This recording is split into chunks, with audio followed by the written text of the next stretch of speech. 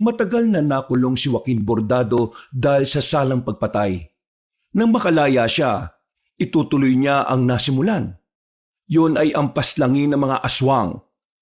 Makikilala niya si Dennis, ang taong unang maniniwala na mabuti siyang tao. Sa kanilang pagkakaibigan, sabay nilang tutugisin ng mga aswang. Sa mga nakalipas na araw, unti-unting nagkakaroon ng mga kababalaghan sa baryo. May mga nawawalang tao at hindi na natatagpuan. Yun ang iimbestigahan ni Joaquin. Pero sa bandang huli, malalaman nila na ang lola pala ni Dennis na si Aling Luming merong matibay na koneksyon sa pinuno ng mga aswang na si Garawi. Kahit na lola ito ng kanyang kaibigan, wala siyang ibang magagawa kundi tapusin na matanda dahil naging aswang na rin ito. Tumayo na si Joaquin. Humarang siya sa kanyang mga kaselda. Isa-isang lumapit ang mga yon at saka nakipagkamay. Siya ang tinuturing na mayor sa selda 13 kaya lahat ng nakakulong doon ay tinitingala siya. Ito ang araw na kung saan masisilayan na niya ulit ang labas. Matapos ang halos 10 taon, makakalabas na rin siya. Nakulong ang binata sa salang pagpatay dahil kilala siya bilang basag ulo at talagang bumibira. Siya ang napagbintangan na pumatay sa anak ng konsehal. Sa kanya din kasi nakita ang ibang ebidensya. Nakalaunan ay napawalang bisa rin dahil hindi na sumipot ang kabilang panig. 10 taon ang binilang para pagbayaran niya ang kasalanan na kahit kailan ay hindi naman niya ginawa. Gusto niyang balikan ang pamilya ng konsehal na nagpakulong sa kanya. Pero ang balita niya, nakulong din ang mga yon dahil sa iligal na droga. Kaya gusto na lamang niyang makapagsimula ulit ng bagong buhay. Ayoko na makikita yung pagmumukha mo sa kulungan na to, ha? Ayusin mo na buhay mo para hindi ka pa napagbibintangan ng mamamatay tao. Kahit na anong ayos ang buhay mo, kung walang kwentang sistema ng hustisya sa Pilipinas, wala rin kwentang pagpapakabuti mo. Pero salamat, Sargento. Susubukan kong magbago. Tinapik na lamang siya sa balikat ng pulis. Inihatid na siya sa labas. Pagdating niya sa bungad ng istasyon, nakita na niya muli ang liwanag ng lansangan. Ang dami nang nagbago sa harapan ng lugar na yon. Natatanda niya na noong unang dinala siya roon, wala pang mga gusali sa kabilang kalsada. Ngunit ngayon, tabi-tabi na ang pamilihan. Naisip nga rin niya bigla ang dating barangay na pinagmulan niya. Napangiti na lamang siya nang akalain niyang baka sumabay na rin sa progreso ang kanilang lugar. Pumara na siya ng tricycle. Pumunta siya sa barangay ng Binangonan kung saan naroon ang mga bangkay. Ang kulungan kasi na pinanggalingan niya ay isang malaking isla. Napapalibutan ng tubig kaya kailangan talagang maglayag ng tubig para lang makauwi siya sa kanila.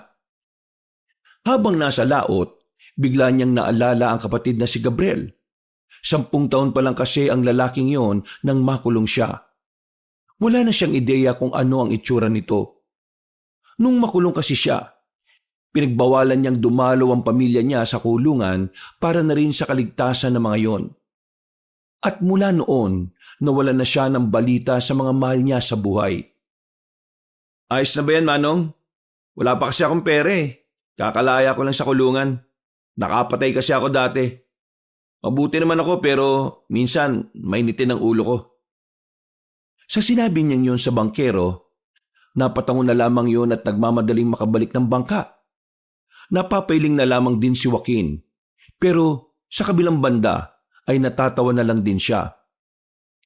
Tingin niya kasi, mas naniwala ang matandang bangkero nang makita pa ang mga tattoo niya sa katawan. Naglakad-lakad siya hanggang sa makarating nga siya sa kanilang barangay. Nadismaya siya nang makitang walang nagbago sa mga kabahayan. Yari pa rin sa kahoy. Kung may simentado man, bilang lang sa daliri. Ang daanan naman, lupa pa rin. Hindi pa rin naaayos.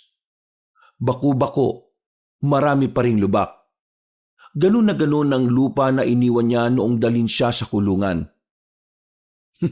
Walang iya talaga kahit na kailan ang namumuno rito. 10 taon na nakalipas. Wala man lang nakaisip na ipaayos yung malubak na daan dito. Palibasa, puro na lang pagpapayaman ang inaatupag eh. Mga walang pakialam sa mga mahihirap. Dumaan siya sa isang tindahan. Nagsigarilyo na muna siya. Habang nakatambay siya roon, meron siyang nakita na isang lalaki na binubuli ng isang grupo rin ng kalalakihan. Ang lalaking inaapi ay may kasamang bakla. Naglakad si Joaquin. Lumapit siya ng kaunti para marinig kung ano ang nangyayari. Bakit ba palagi nyo na lang inaapi itong si Gandara? Wala naman siyang ginagawang masama sa inyo ah. Kung wala kayong magawa sa mga buhay nyo, umanap kayo ng trabaho para hindi ibang tao yung pinepeste nyo. Wala kang pakialam kung gusto namin pagtripan ng baklang yon. Huwag kang makialam kung ayaw mo masaktan ha. Alam ko na. Siyota mo ba yung baklang yan? Gaano na kayo katagal ha? Napuno ng tawanan ng grupo, pero walang balak ang lalaking si Dennis na magpatinag sa mga yon. Kahit na alam nitong alanganin kung sasagot pa siya, hindi niya pinigilan ng sariling magsalita. Nakakaya kayo. Ang lalaki ng katawan nyo pero ang kaya nyo lang gawin sa buhay nyo eh. Mambisit ng tao eh. Hindi man lang kayo makagawa ng mabuti para sa pamilya nyo. Lalong-lalo ka na, Lolong. Hirap na si Aling pa rin kakalaba. Tapos ikaw, uuwi ka lang sa bahay nyo para kumain at matulog. Hindi ka ba nahihiya? Tapos ngayon eh, gagawa ka pa ng gulo? Wala ka naman magawang matino. Nandadamay ka pa sa pagiging walang kwenta mo. Aba, tarantado ka. Bakit? Kaya mo na ba ako ngayon, Dennis? Kung makapagsalita ka, parang papalag na yung mga buto mo ah. Okay, bakit? Akala ba porke marami kayo, matatakot ako? Eh matapang lang naman kayo kapag marami kayo eh. Hindi nyo nga yata kayang lumaban ng isaan lang eh. Isaan? Bakit naman kami lalaban ng isaan eh? Grupo nga kami. Tanga ka ba? O wala ka talagang utak? Biglang hinawakan ni Lolong ang kwelyo ni Dennis. Dinikit na ito sa nakaparadang truck sa gilid. Agad namang lumapit ang beke na si Gandara para umawat. Oy, swangit! Bitiwan mo nga yung friend ko! Hoy! Huwag kang makialam dito bakla ha! Magbalat ka na lang ng patata sa inyo! Eh ikaw, magpalaki ka na lang ng eggnog mo sa inyo! Abat, sira ulo ka! Sinuntok ni Lolong si Gandara. Agad na tumumba ang binabae. Noong mga sandaling yon, hindi na rin nagpatumpik pa si Dennis. Sinuntok na rin niya si Lolong. Ang kaso nga lang, hindi naman tinamaan ng lalaki. Sa halip, si Dennis pa ang nalagay sa alanganin. Nagsimula na ang gulo. Pinagsisisipa at pinagtatatadyakan ng mga kalalakihan ng kawawang si Dennis. Ang beki naman na si Gandara ay wala rin namang nagawa. Tinutulak lang ito sa tuwing lalapit. Noong mga sandaling yon, hindi na nakatiis si Joaquin. Kailangan na niyang makialam. Kahit na barumbado siya, ayaw din naman niyang may nagsisiga-sigaan sa lugar na dati na niyang pinagharian. Di ba kayo nahiya sa mga sarili nyo? Tumigil ang grupo ni Lolong nang marinig siyang nagsalita.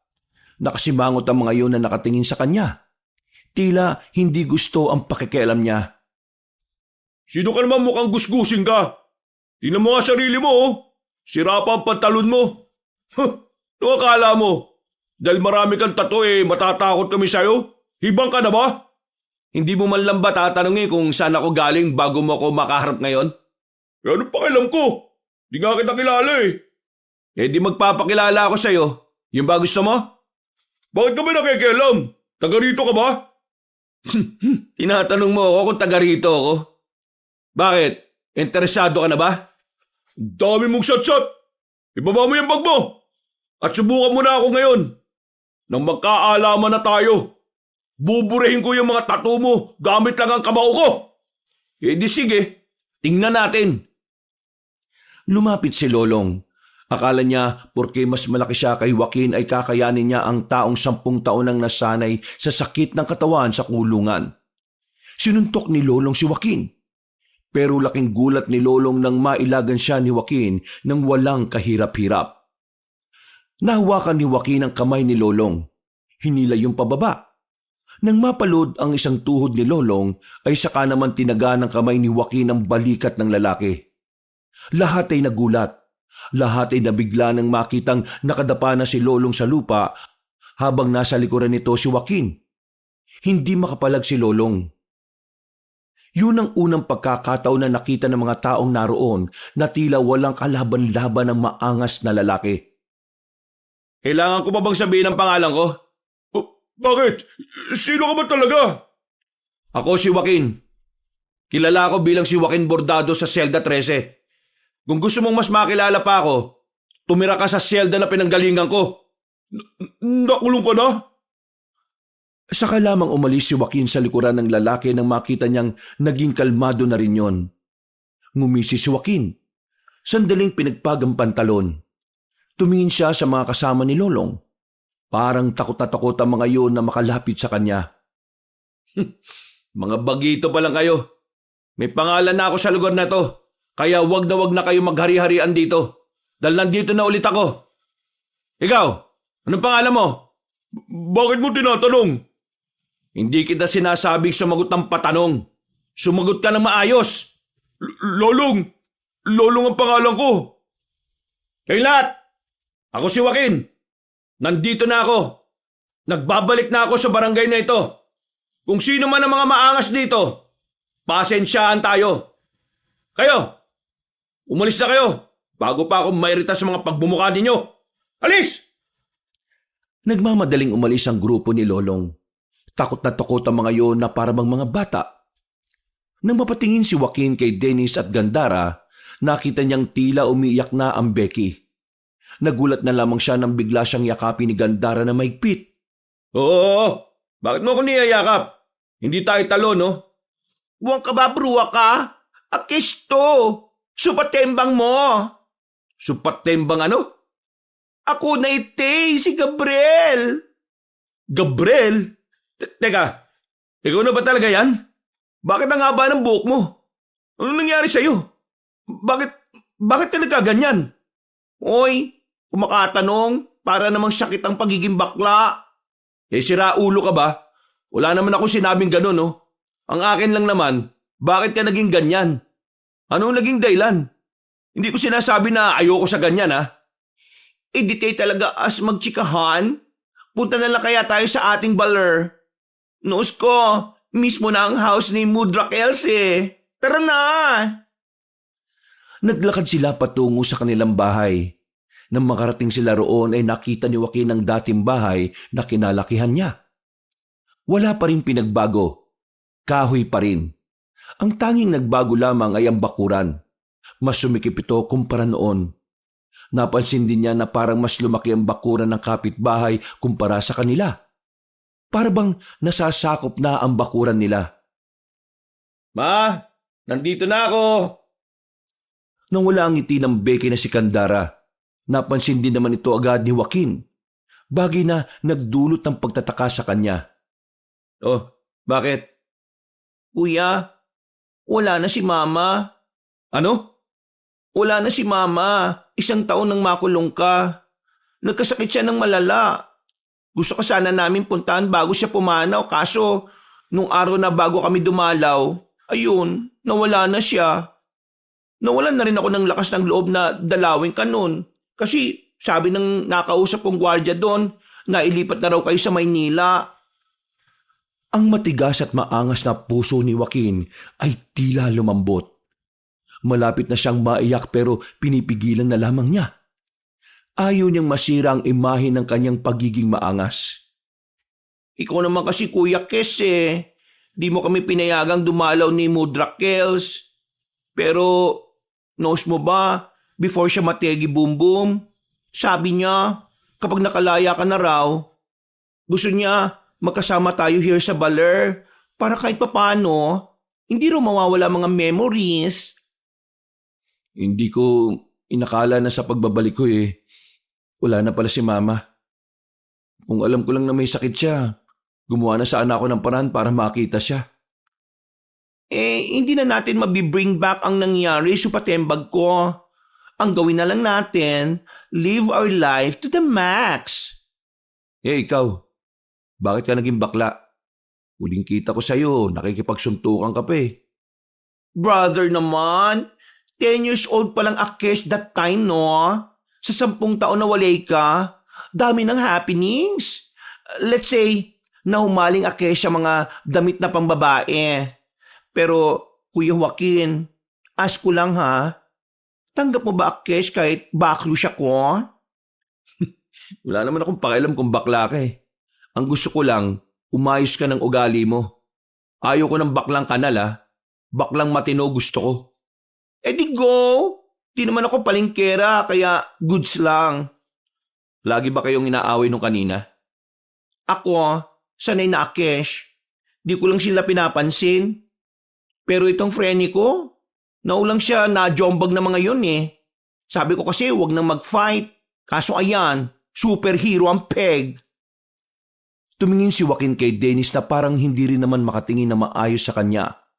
Tila nahihiya o kaya naman ay natatakot. Bakit hindi ka nagsasalita? Aha? Ipinagtanggol mo kanina tong kapatid ko. Tama lang ang ginawa mo. Pinahanga mo ko. Inayos ni Joaquin ang marahasang kwelyo ni Dennis at sa dami ng kanyang tato, nagdudulot yun lalo ng kaba para kay Dennis. Bakit ba parang natatakot ka? Wala ka namang ginawang masama sa akin, di ba? Malma ka. Hindi ka magagaya sa mga yon kung matino kang tao. Pero, matanong ko lang. Bakit mo ba pinagtanggol itong si Gabriel? Os, brother. Correction. Gandara ang name Cash. Wala akong pakialam kung bakla ka ha. Basta tatawagin kita sa nakasanayan kong pangalan mo. Ha? Edi okay. Sagutin mo tanong ko, boy. Kaibigan ko kasi si Gandara. Ibig sabihin, kung hindi mo siya kaibigan, wala kang pakialam? Bakit? Kasi bakla siya? Kung sakaling hindi kami magkakilala, gano'n pa rin naman ang gagawin ko. Hindi ko gusto na merong inaapi na walang kalaban-laban. Hindi naman sa akin issue ang kasarian eh. Ayoko lang ng ginagawa nila. Mabuti naman at hindi ka siraulo.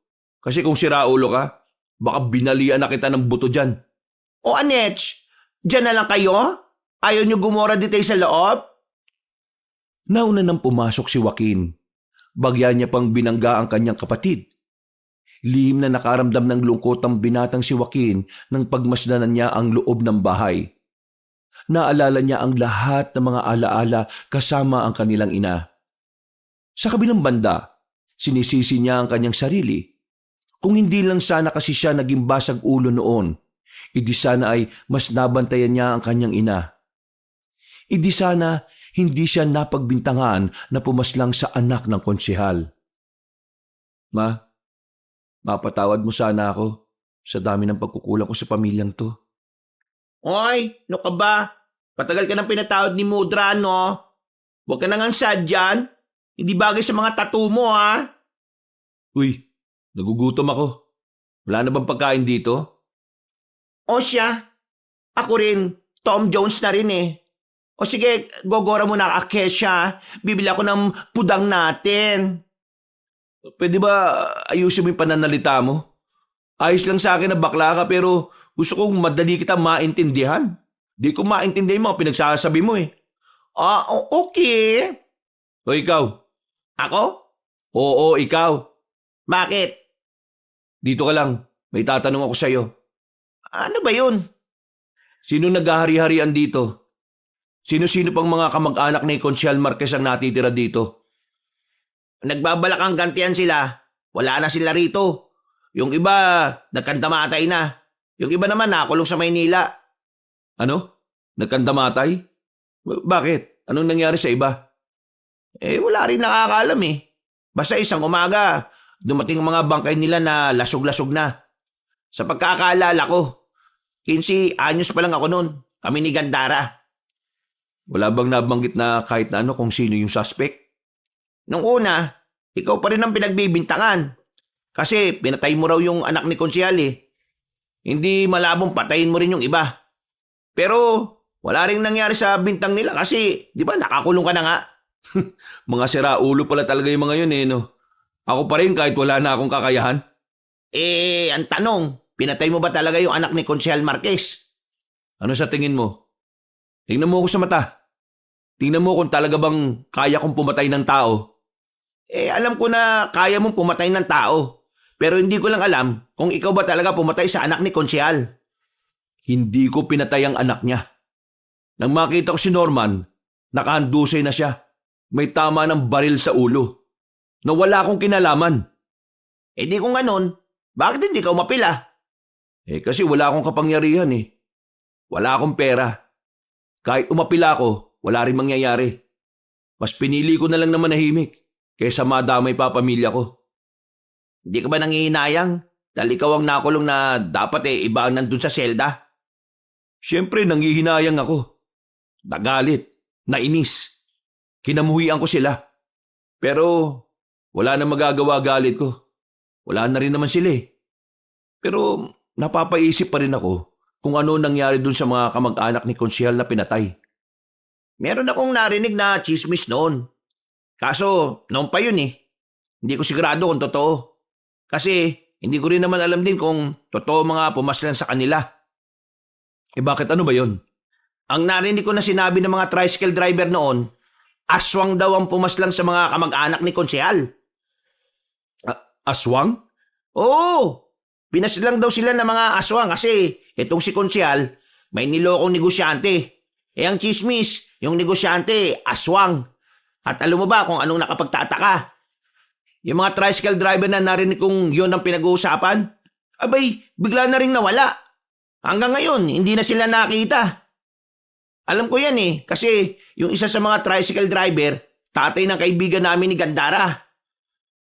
Sandaling hindi nakapagsalita ang lalaking si Joaquin. Nung nasa kulungan siya, walang araw na hindi nawala sa kanyang isipan ang tungkol sa mga nilalang na yon. At ang mga nilalang din na yon ang isa sa mga dahilan kung bakit sabik siya sa paglaya. Ayos ka lang ba? Bakit parang natahimik ka yata?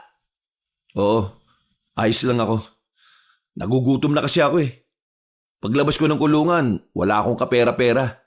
Lahat ng naipon ko sa kulungan, ibinigay ko na talaga sa mga kakosa ko. Bakit? Ikaw ba mayor nila? Oo, bakit? Gusto mo rin bang maging mayor? Hindi Ayoko makulong no? Mga ilang sandali lang ay nakabalik na rin naman si Gandara. Sabay silang kumain tatlo. Sa mga sandaling yon, kahit na papaano ay gumagaan na rin ang kalooban ni Joaquin. Dahil matapos ang 10 taon, hindi na mga preso ang kasama niyang kumakain. Iba pala ang pakiramdam na makalaya. Ito ang pakiramdam ni Joaquin habang nakatulala siya sa labas ng kanilang bahay. Nung una, inakala niyang hindi na talaga siya makakalabas. Mabuti na lamang ay nagkaroon siya ng parol. Masaya naman si Joaquin na nakita na niya ang kanyang kapatid. Pero marami ang panghihinayang niya dahil hindi na niya inabutan ng kanilang ina. Dakong 5:00 ng hapon, umalis na muna si Joaquin.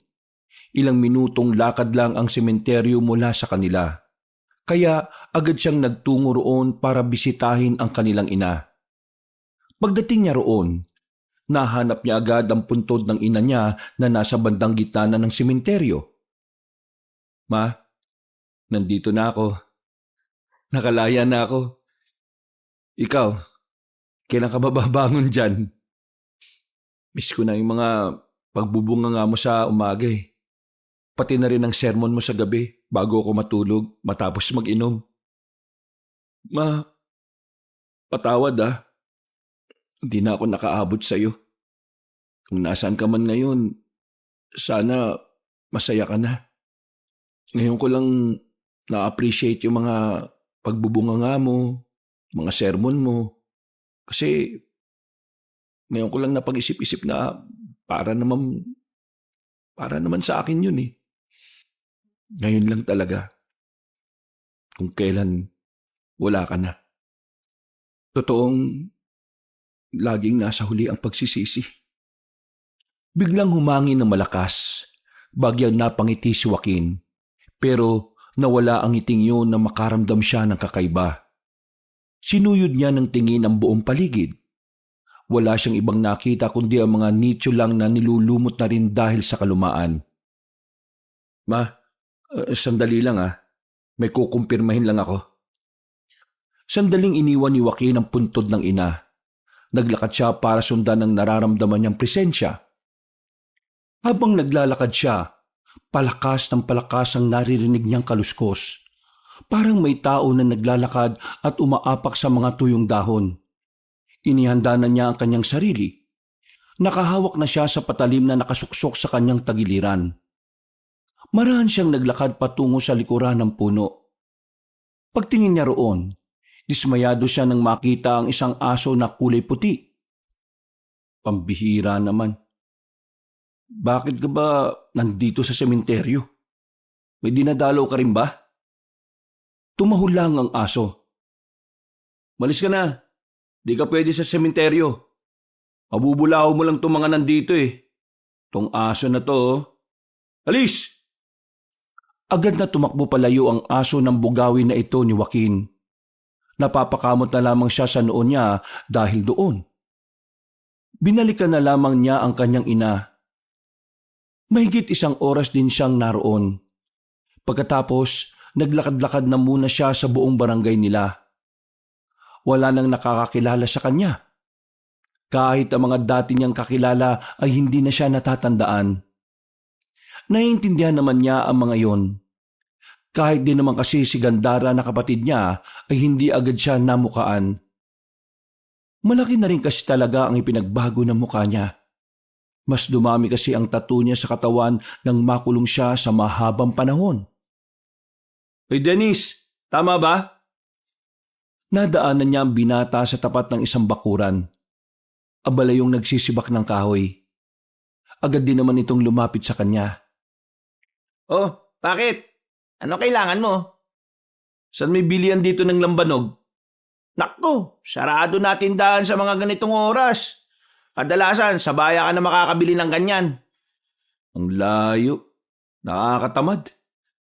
Bukas, samahan mo ako ha. Di ako pwede. Marami akong gagawin bukas eh. Tsaka, di ba wala ka pang pera? Saan ka naman kukuha ng ipambibili mo? Tingin mo hihingi ako sa'yo? Eh kung iuntog kaya kita sa muscle ko. Malamang, nanghingi ako sa kapatid ko. Siya may pera eh. Masipag rumakit si Kandare. Siya na ang bumubuhay sa sarili niya mula nang mawala ang mama ninyo.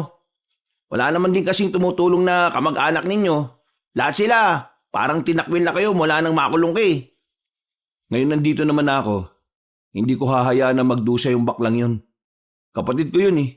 Kaya akong bahala ron. Eh saan ka naman kukuha ng pera? May mahanap ka pa bang trabaho? Kaya mo ba ako tinatanong ng ganyan kasi nakakulong ako? Oo, eh ano pa ba? May mahahanap pa akong trabaho. May kakilala akong magpapasok sa akin sa dati kong trabaho. Illegal. Hindi to illegal. Isa tong trabaho na kahit kailan, hindi mo basta-basta mapapasok kung takot kang mamatay. Eh di illegal nga. Basta, kapag may oras ka, samahan mo akong maghanap ng lambanog. Tinapik na lamang ni Joaquin ang balikat ng binatang si Dennis at naglakad na rin papalayo. Pagsapit ng gabi, habang walang kamalay-malay ang kanyang kapatid, nagtungo siya sa kagubatan. Pupuntahan niya ang isang kakilala na noon niya pakasakasama sa mga lakad niya. Kakilala na nagturo sa kanya kung papaano kumita ng pera. Walang takot na naglalakad si Joaquin sa gitna ng gubat. Sanay na siya sa mga ganitong sitwasyon. Bago siya makulong, yun naman kasi ang ginagawa niya. Makalipas lang ang ilang minuto, natanaw na rin niya ang isang maliit na barangay. Nasa barangay na yon ang isang malaking bahay na kung saan yon ang itinuturing na mansyon sa gitna ng gubat. Mala White House ang datingan nito dahil sa malinis nitong tingnan. At ang taong nasa loob ng mansyon na yon ay ang taong minsan nang tumulong sa kanya na makalaya. Pero tinanggihan niya rin dahil sa isang dahilan. Papasukin niyo ako. Kaibigan ako ni Tadeo. Hindi sumagot ang mga gwardiya na nasa harapan ng mansyon. Nakatingin lang sa malayo mga yon at mahigpit ang pagkakahawak sa mahabang baril. Ako si Joaquin, ang isa sa pinakamataas na tauhan ni Tadeo. Kung ayaw niyo akong papasukin, sabihin niyo na lang na nakalaya na ako at... Ha? Natigil ang pagsasalita ni Joaquin nang may dumating na magarang sasakyan. Lumabas sa sasakyan na iyon ang matandang mayaman. si Tadeo. Malaki nang itinanda nito mula nang huli silang magkausap nito. Tadeo? Sino ka? Kung hindi mo ako namumukaan, bosesan mo na lang ako. Joaquin? Ako nga. Nagkaroon ng ngiti sa mukha si Tadeo nang makilala na siya nito. Walang ano-ano ay dinala na siya nito sa loob. Nagpahanda ang matandang lalaki ng pagkain. Meron ding alak. Ang gabing yun ay parang pagdiriwang para sa kanilang dalawa.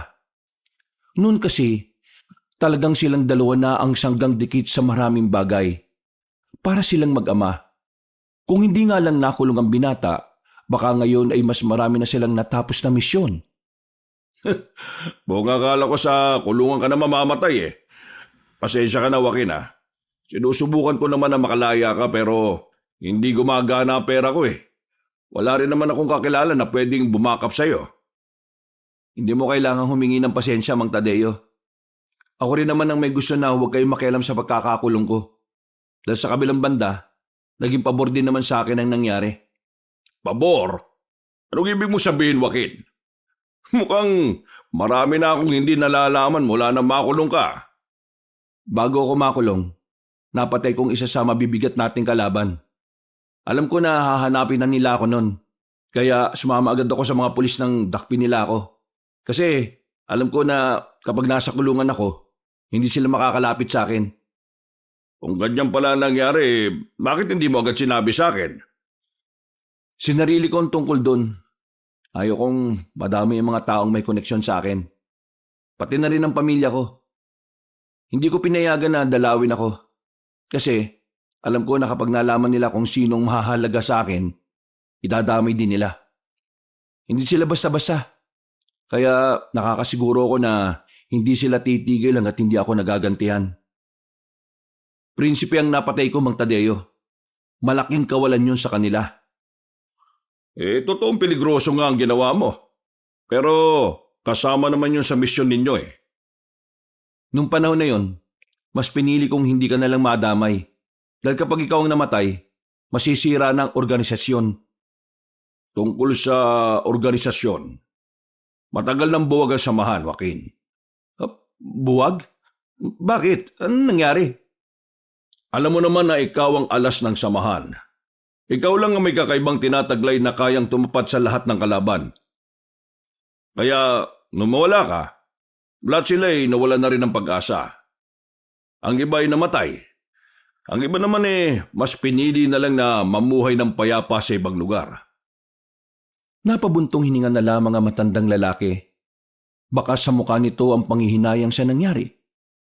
Si Tadeo kasi talaga ang nagpatakbo ng organisasyon mula pa noong umpisa. Kaya hindi nito maiwasang hindi malungkot. Gusto kong buhayin ulit ang samahan. Paano mo naman gagawin yon? Wala na mga kasama natin. Isa pa, nasa na mga gamit mo? Wala na rin, hindi ba? Bago ako makulong, naibaon ko ang mga gamit malapit sa paanan ng bundok. Alam kong naroon pa rin ang mga yon. Nararamdaman ko. Ang mga kasama natin, paano natin sila mapapabalik? Hindi natin sila mapapabalik kung sasabihan lang natin sila na bumalik. Gagawa tayo kagad ng hakbang at yun ang ipapakita natin sa kanila. Bibigyan natin sila ng dahilan para magbalik loob sa samahan. Kung ganun ihanda ko na pala ang mga kliyente natin. Mula nang mawala ka, marami pa rin ang lumalapit sa akin para ipapatay ang mga gusto nilang ipapatay. Nung mawala ka kasi, ang dami na rin talagang lumitaw na mga perwisyo Karamihan sa mga pinipeste ng mga nilalang na yon, mayayaman din talaga. Sige, ihanda mo na mga kliyente at ihanda mo na rin ang mga pasahod. Kailangan ko rin kasi talaga ng pera para makapagsimula Bukas ng umaga, sabihan mo ang mga kliyente mo na tuloy na ulit ang operasyon. Pakisabi na nakalaya na ang bordadong birador ng mga aswang. Malapad ang ngiti na matandang si Tadeo. Sabik na agad itong maibalik ang samahan na dating nagprotekta ng kanilang lugar. Masayang lumabas ng mansyon ang binatang si Joaquin. Ngiting tagumpay din siya dahil nakabali siya ng pera kay Tadeo. Paniguradong meron na silang panggastos ni Gandara ng ilang buwan.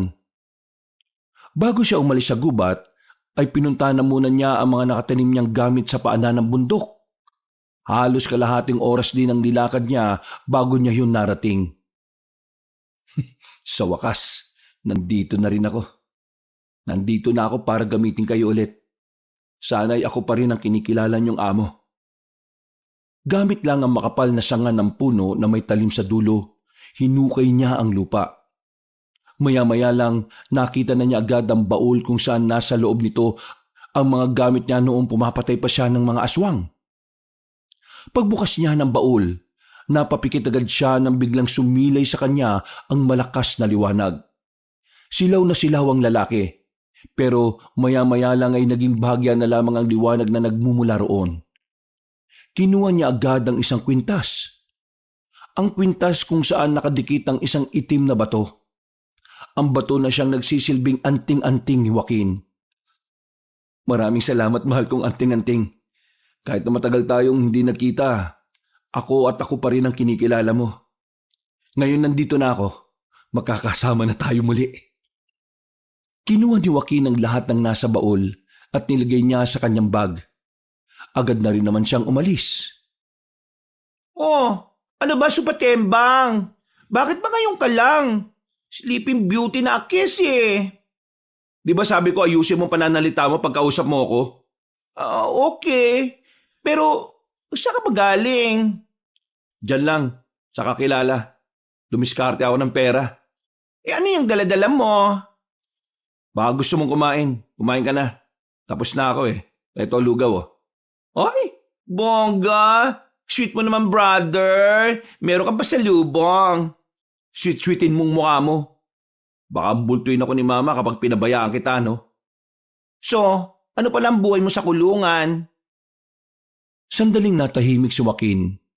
Umupo na muna siya sa tapat ng lamesa. Napangiti siya ng mapait. Nung una, siyempre mahirap. Pero nung tumagal, nasanay na lang ako. At saka, ako naging mayor sa selda namin kasi wala ni isang kaya kong talunin sa suntukan eh. Pero pagdating naman sa pagkain, limitado lang. Hindi makakakain ng marami kung pangkaraniwang preso ka lang. Ako, kahit papano hindi naman ako nakukulangan. Pero yung mga sobra, pinamamahagian ko yung mga kakosa ko. Wow! Bait-baitan ng peg! O bakit? Dapat ba kapag preso ka, siraulo ka? Gabriel, hindi ko kasalanan ng pinagbayaran ko. Hindi ako masama. Basta gulero lang ako dito sa atin. Pero hindi naman ako ng abuso ng mga taong wala namang ginagawang masama. Uy! Relaxation, brother. Hindi ko naman sinabing masama kang tao no? Ito naman. Sa mga susunod na araw baka wala ako dito sa bahay. Oh, saan ka naman gogora?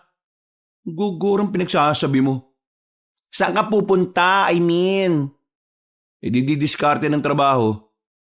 Sige na, matutulog na ako. Kumain ka na dyan. Tumungo na lamang ang binatang si Joaquin sa kanyang silid.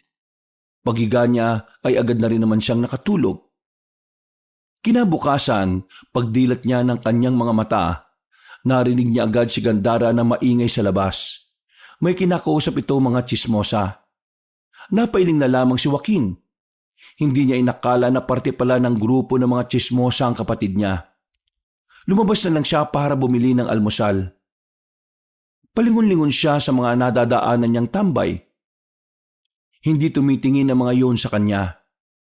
Natatakot dahil sa dami ng tato na nasa katawan niya. Sinusuri niya ang mga tambay na yon kung may kapasidad ba ang mga yon na sumama sa trabaho niya. Kailangan niya kasing maghanap ng mga bagong tao. Hindi niya kasi sigurado kung babalik pa ang mga dati nilang kasamahan. Nang makadaan na siya sa lumang kulungan ng mga baboy, naroon ang grupo ng lalaking si Lolong. Nakatambay, tamang sigarilyo, tamang tawanan. Pero ang mga ngiti ng mga yon ay nawala nang tumigil na si Joaquin sa harapan. Oh, anong kailangan mo? Wala na kaming ginagawa masama sa iyo Gusto mo bang kumita ng pera? Oh, Bibigyan ko kayo ng pagkakataong kumita ng pera para naman magkaroon kayo ng silbi sa bayan at sa mga magulang ninyo. Nag-o-offer ka ba o nang-iinsulto ka lang? Parehong ganun na nga. Mas maganda nang malaman nyo sa akin pa lang na pabigat lang kayo sa lipunan. O ano? Interesado ba kayo sa trabaho na inaalok ko? Nag-aalok ka ng trabaho pero hindi mo naman sinasabi. Nagpapatawa ka ba? Hindi ako nagpapatawa. Sa katunayan, pwede ako magpayak ng tao ngayon. Oo, kalma lang. Ano ba kasing trabaho yan? Kailangan nyo lang pumatay ng aswang. Nagtawanan ng mga kasama ni Lolong, habang si Lolong naman ay nagpipigil na lang din ng kanyang tawa. Pero si Joaquin, seryoso lang ang muka. Walang mababakas na nagbibiro ito. Kaya naman agad na rin nanahimik ang grupo ni Lolong. Tingin nyo ba nakikipagbiruan ako sa inyo? Ha? Yung sinasabi mo naman kasi, hindi ka panipaniwala eh. Wala pa naman kasi kaming naririnig na may ganyang klase ng trabaho. Pwes, ngayon narinig nyo na. Ang tanong ko ngayon, papayag ba kayo o hindi? Pagpalagay na lang natin na may ganyang klase ng trabaho. Ang tanong, magkanong sasahurin namin dyan? Higit pa sa 2 araw ninyong pagtatrabaho sa isang factory. Malaki-laki rin. May sahod kayo kahit na wala kayong mapapatay. Pero kung may mapapatay kayong aswang, mas maganda, mas malaki ang sahod. Napaisip bigla si Lolong sa sinabi ni Joaquin. Kahit na nagdududa pa mga yon sa sinabi ni Joaquin, tila ba inaakit na sila ng pera para maniwala at sumubok. Ayoko na makapanakit ng tao. Marami na akong sinaktan sa kulungan. Kaya kayo, umayos-ayos kayo kapag akong kaharap nyo. Naintindihan nyo ba? Oo, naiintindihan namin. Kapag nakapagdesisyon na kayo, pumunta kayo sa bahay namin. At siya nga pala, humingi kayo ng paumanin sa kapatid ko at kay Dennis. Dahil kung hindi, matatagpuan ang katawan nyo sa ilog na palutang-lutang. Napalunok na lamang ng laway ang grupo ni Lolong para silang lalagnatin sa takot. Habang si Joaquin naman ay gumisilang at napailing. Nagpatuloy na lamang siya sa paglalakad hanggang sa marating na nga niya ang tindahan ng tinapay. Sakto naman na naroon din si Dennis. Naisip niya agad na isama na rin ito sa trabahong papasukin niya. Dennis, may pinagkakaabalahan ka ba sa buhay mo? Bukod sa pagsisibak ng kahoy, wala na. Natanggal na ako sa trabaho kahapon lang. O sige, bibigyan kita ng trabaho. Sabi nang wala ring trabaho eh. Napapansin ko parang masyado ka ng kampante kapag kinakausap ako Ano mo bang kaya kitang tupiin sa walo nang hindi ako umaalis dito sa kinatatayuan ko? Ay, pambira naman. Masyado ka naman mainit. Ano ba yung trabaho na sinasabi mo? Papatay ka lang ng aswang. Ano? Papatay ng aswang? Paano? Di tuturuan kita. Sinasabi mo ba sa akin na pumapatay ka talaga ng aswang?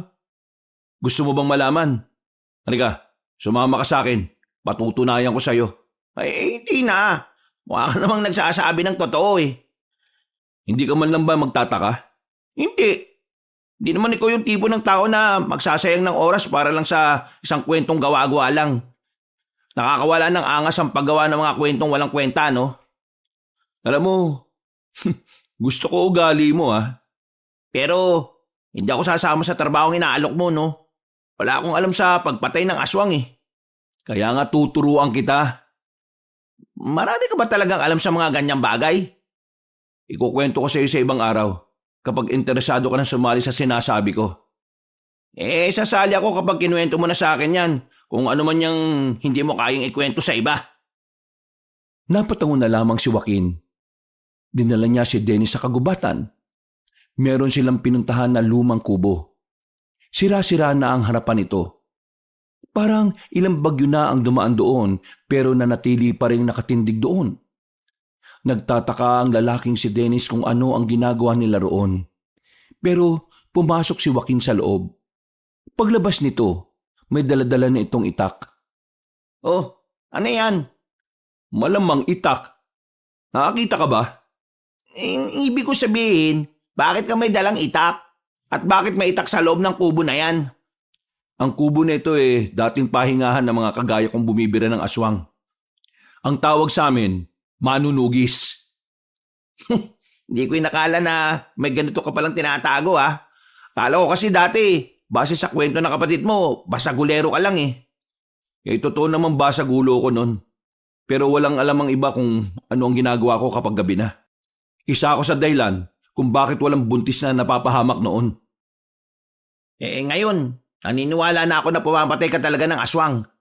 Ano naman ang magagawa ko kapag nakasali na ako sa inyo? May mapapala ba ako dyan? Kagaya nga na sinabi ko sa'yo, trabaho to, hindi to libre. May nasagap kaming balita ng boss ko na ang mga aswang, pinupuntirya pa rin yung mga mayayaman. Pinapatay yung mga negosyante at inaangkin ang mga yaman nila. Ang mga magiging kliyente natin ay mga mayayamang tao. Mga taong maraming pera na kulang sa proteksyon laban sa mga aswang. Natanging mga manunugis na gaya ko lang ang makakapagbigay ng kapayapaan sa kanila. Ang dami nilang pera. Bakit hindi sila kumuha ng mga tao para protektahan sila? Uso na baril pre, no? Alam mo, Dennis, kung sapat lang ang baril, hindi na nila kami kailangan.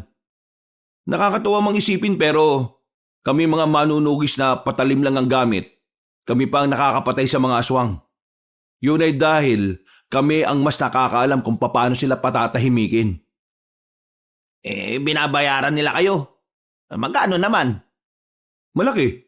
Sapat na para mabuhay ka ng 2 buwan o hanggang 4 na buwan. Wow! Kanong kalaki? Sasali ako. Kasi kailangan mo ng pera. Oo. At gusto ko rin magkaroon ng saysay itong buhay ko, no? Yan. Sige. Tama yan. Teka. May tanong ako. Ano naman yan? Bakit parang hindi ka naman barumbado? Nung unang kita ko sa'yo kahapon, pakiramdam ko siga ka eh. Siga naman talaga ako eh. Pero hindi sa lahat ng tao. Siga na lang ako sa mga taong mapang-abuso at mapang-api. Yun ang natutunan ko sa loob ng kulungan. Si Gandara, kailan mo sasabihin sa kanya ang tungkol dito? Hindi ko alam. Tingin ko, hindi niya na dapat malaman. Magugulat siya. Baka mamaya, apekto pa ito sa mga racket niya. Siya nga pala. Mamayang gabi magkita tayo sa gilid ng arko. Doon tayo makikita-kita kasama ng iba pa. Ng iba pa? Akala ko ako lang eh. Kailangan namin ng maraming miyembro, kaya meron kang makakasama. O tara na, umalis na tayo. Dakong 4:00 na makabalik na sila sa kanilang baryo. Tinanguan na lamang ni Joaquin ang binatang si Dennis bago sila naghiwalay ng landas. Napatigil siya sa paglalakad nang biglang maramdaman ni Joaquin na tila umiinit ang tattoo niya sa likuran, ang imahe ng isang leon. Ito na ang senyales. Magagamit ko na rin kayo sa wakas. Napapangiti na lamang si Joaquin at saka ipinagpatuloy na rin ang paglalakad. Saan naman ang gora mo? Gabi na. Di ba sinabi ko naman sa'yo na maghahanap ako ng pagkakakitaan? Ayaw ko naman na maging pabigat sa'yo, no?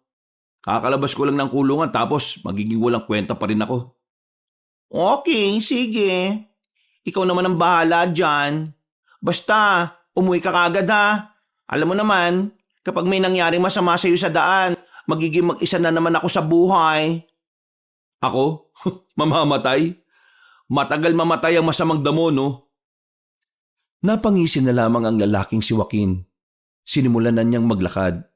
Pero bago siya makarating sa kanilang taguan, nakita niya si Dennis na binubulyawan ng matandang babae. Ang kapal din naman ang mukha mong pigilan ako sa gusto kong gawin. Sino ka ba? Palumunin ka lang dito sa bahay Hindi ka na nahiya sa akin? Tingnan mo nga sarili mo. Wala naman ako masamang intensyon eh. Sinasabi ko lang naman na huwag kang maging kampante dun sa manggarawi na yon. Iba talaga pakiramdam ko sa kanya eh. Parang marami siyang tinatago. Hinuhusgahan mo yung tao kahit hindi mo naman siya kilala. Ang tigas din pala ng mukha mo ano? Ako na nagsasabi sa inyo, Ang balak lang niya sa inyo ay makuha ang lupain niyo sa norte. Kapag nakuha niya yun sa inyo, hindi ka na niya siseryosohin. Hindi ganong klase ng tao si Karawi. Manahimik ka lang, lalaki ka. Ikaw ang walang kwenta rin. At talagang may gana ka pang makapag-isip ng ganyan sa nobyo ko. Isa pa, mayaman tao si Karawi. Marami siyang pera at marami din siyang lupain. Paano niya may isip na nakawin sa akin ang lupain ko? Kung siya mismo may ganun na nga. Mag-isip-isip ka nga ng maayos, Dennis. Yan kasi napapala mo sa kakanood mo ng bold eh. Paano ka naman nakakasiguro na matino siya? Kailan lang naman kayo nagkakilalang dalawa? Hay, si Raula! Magkababata kami ni Karawi. Kilala na namin ang isa't isa nung maliliit pa kami. Ngayon nagkita na kami ulit. Ay hindi ko nahahayaan na may pumigil ulit sa aming dalawa. Basta ako, sinabihan lang kita Hindi ako nagkulang sa pagpapaalala sa'yo. Hindi ko kailangan ng paalala mo! Ang mabuti pa, paalalahanan mo ang sarili mo na hindi habang buhay ay palamunin ka rito. Magbanat ka lang, may trabaho na ako dati. Pero pinatigil niyo ako para mag-asikaso dito sa bahay at para maging utusan niyong lahat. Tapos ngayon, wala akong trabaho. Sasabihin niyo sa akin, palamunin ako. Naibang na yata kayo eh. Anong sinabi mo, sira ulo ka? Nakita ni Joaquin na sasaktan na ni Aling Luming ang binatang si Dennis, kaya hindi na napigilan ni Joaquin ang makialam. Lumapit siya roon at inawat ang dalawa. Oo, kalma. Hindi nyo naman kailangan umabot sa sakitan kasi maglola kayong dalawa. Hay, sino ka naman? Hindi nyo ba ako nakikilala? Ako yung palagi nyong chinichismis dati na pariwara ang buhay. Joaquin? Haba, nakalabas ka na pala sa kulungan. Kumusta naman ang bakasyon mo rito? Kailan ang balik mo sa Lunggama? Ayos naman ang bakasyon ko dito. Siguro, bukas na bukas din, babalik na ako doon kapag may pinatay akong matanda na matabil ang dila. Hindi ko sinasabing ikaw yun Sa sinabing yun ni Joaquin ay tila natameme ang matandang babae. Nakaramdam ito ng takot sa pasimpleng pagbabanta ng binata. Tiningnan ni Joaquin si Dennis. Meron siyang nakita mga pasa sa gilid ng labi nito. Oh, anong nangyari dyan, Dennis? Wala yan. Sinasaktan ka ba ng mga anak nitong si Aling Lumeng? Nasaan ang mga anak mo, Aling Lumeng? Pakisabi, magsuntukan kami hanggang sa magkaburahan kami ng muka. Joaquin, ayos na. Ayaw ko na lang ng gulo. Hoy, ikaw matanda ka Ayus-ayusin mo ugali mo. Kakaunting oras na nga lang meron ka sa mundong to. Napakasama pa ng ugali mo. Ikaw naman, Dennis, lumayas ka na sa bahay na to kapag nakapagsimula ka na magtrabaho. At saan mo naman dadalhin ang pamangkin ko? May lakas ka pa talaga ng loob na tawagin siyang pamangkin Manahimik ka na, tanda. Kung gusto mong malaman, itanong mo kay San Pedro. Kung gusto mong makausap si San Pedro, kailangan mo munang mamatay. Isusumbong kita kay Kapitan. Nagbabanta ka. Di sumbong mo. Samahan pa kita Sabi mo sa mga anak mo magsuntukan kami. Pumunta na lang sila kamo sa bahay kapag may time sila. Ako hindi yung kapatid kong bading. Ako. Pumasok na lamang ng bahay ang matandang si Luming. Napapailing na lang din si Joaquin. Tiningnan niya na masama ang lalaking si Dennis. Ikaw naman kasi, matuto kang lumaban. Kapag hinayaan mo silang tarantaduhin ka lang, habang buhay nilang gagawin sa'yo yun. Tumango na lamang si Dennis. Sabay na rin silang umalis patungo sa kanilang tagpuan. Nang makarating sila roon, kasama nila si Lolong kasama ang iba pa nitong tropa. Nagtataka naman si Dennis dahil doon. Hindi kasi nito inakala na sila Lolong ang makakasama nila sa lakad na yon. O Joaquin, anong ginagawa nila dito? Ikaw, anong ginagawa mo rito? Yan ang tanong. Inimbita ko sila. Makakasama natin sila sa trabaho na ito. Alam mo naman na kaaway ko itong mga to Kaya malabo magkaisa kami niya sa trabaho. Magkakaisa kayo sa trabaho kapag ako ang kasama ninyo. Kasi kung hindi, sama-sama ko kayong ibabaon sa lupa. Tandaan nyo sanay na ako sa loob ng kulungan. Kayo, sanay ba kayo sa ilalim ng lupa? Basta ako, wala naman akong pakialam sa'yo, Dennis Trabaho lang pinunta ko dito. Ikaw, Lolong hindi ka pa humihingi ng pasensya dito. Bakit ko naman gagawin yun? Kasi may kasalanan ka. Baliw ka pala Humingi ka ng sorry dito kay Dennis. Kung ayaw mong balian kita ng buto ngayon. Kayo rin mga nasa likod. Kumakamot na lamang sa ulo ang binatang si Lolong. Sa takot na baka masaktan na naman siya ni Joaquin, nilunok na lamang nito ang kanyang pride. Dennis, sorry. Sorry sa mga ginawa namin. Di na mauulit. Hindi na talaga mauulit kasi magiging magkakampi na kayong dalawa. Sinimulan na rin nila ang paglalakad. Nagtungo na sila sa loob ng kagubatan. Noong mga sandaling yon, tahimik lang nilang tinatahak ang daan. Boss, kailan natin makikita yung mga aswang? Gustong-gusto ko nang sumahod eh. Huwag kang atat. Darating din ang kamatayan sa'yo. Hindi basta-basta mga aswang kaya huwag niyong ginagawang laro to ha. Sumama kayo dito nang wala kayong kaalaman sa mga aswang? Seryoso ba kayo sa magiging trabaho natin? Oo naman. Bakit? Anong tingin mo sa amin? Patatakot sa mga aswang? Baka ikaw. Hoy, manahimik nga kayong dalawa. Malapit na tayo. Natanong na nila ang maliwanag na mansyon. Sumilay ang ngiti sa mukha ni na Lolong. Habang tahimik lang naman si Dennis. Hindi nagtagal at narating na rin nila ang mansyon ni Mang Tadeo. Pagpasok nila sa loob, ay dinala sila ng isang gwardya sa malawak na silid kung saan naghihintay na roon ang matandang mayaman. Mapagpalang gabi sa inyong lahat mga pare. Ako nga pala si Tadeo, ang nag-iisang pinuno ng organisasyon ng mga manunugis dito sa ating probinsya. Siya ang tinuturing naming amo, boss at utak ng samahan. Sa kanya lumalapit ang mga nagiging kliyente para pumatay ng aswang. Siya rin ang magpapasahod sa atin. Alam niyo naman na siguro kung anong klaseng trabaho ang pinasok ninyo.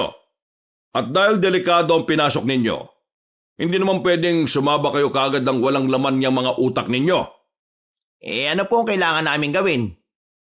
Dadaan kayo sa pagsasanay. Lahat ng mga dapat niyong malaman mula sa paghawak ng sandata hanggang sa aktwal na pakikipaglaban ay ituturo namin sa inyo. Merong magtuturo sa inyo na kapwa din namin manunugis. Ang gusto lang namin ay makiisa kayo. Magiging maganda ang trabaho natin kung makikinig kayo sa lahat ng ituturo sa inyo. Sa mga susunod na araw, madadagdagan pa kayo. Marami pang magiging miyembro. Pero kayo, maswerte kayo dahil mauuna kayo matuto. Gusto ko na magsimula ngayon. Hindi. Sasama ka sa akin ngayong gabi, Dennis. Teka, ano yan? Special treatment?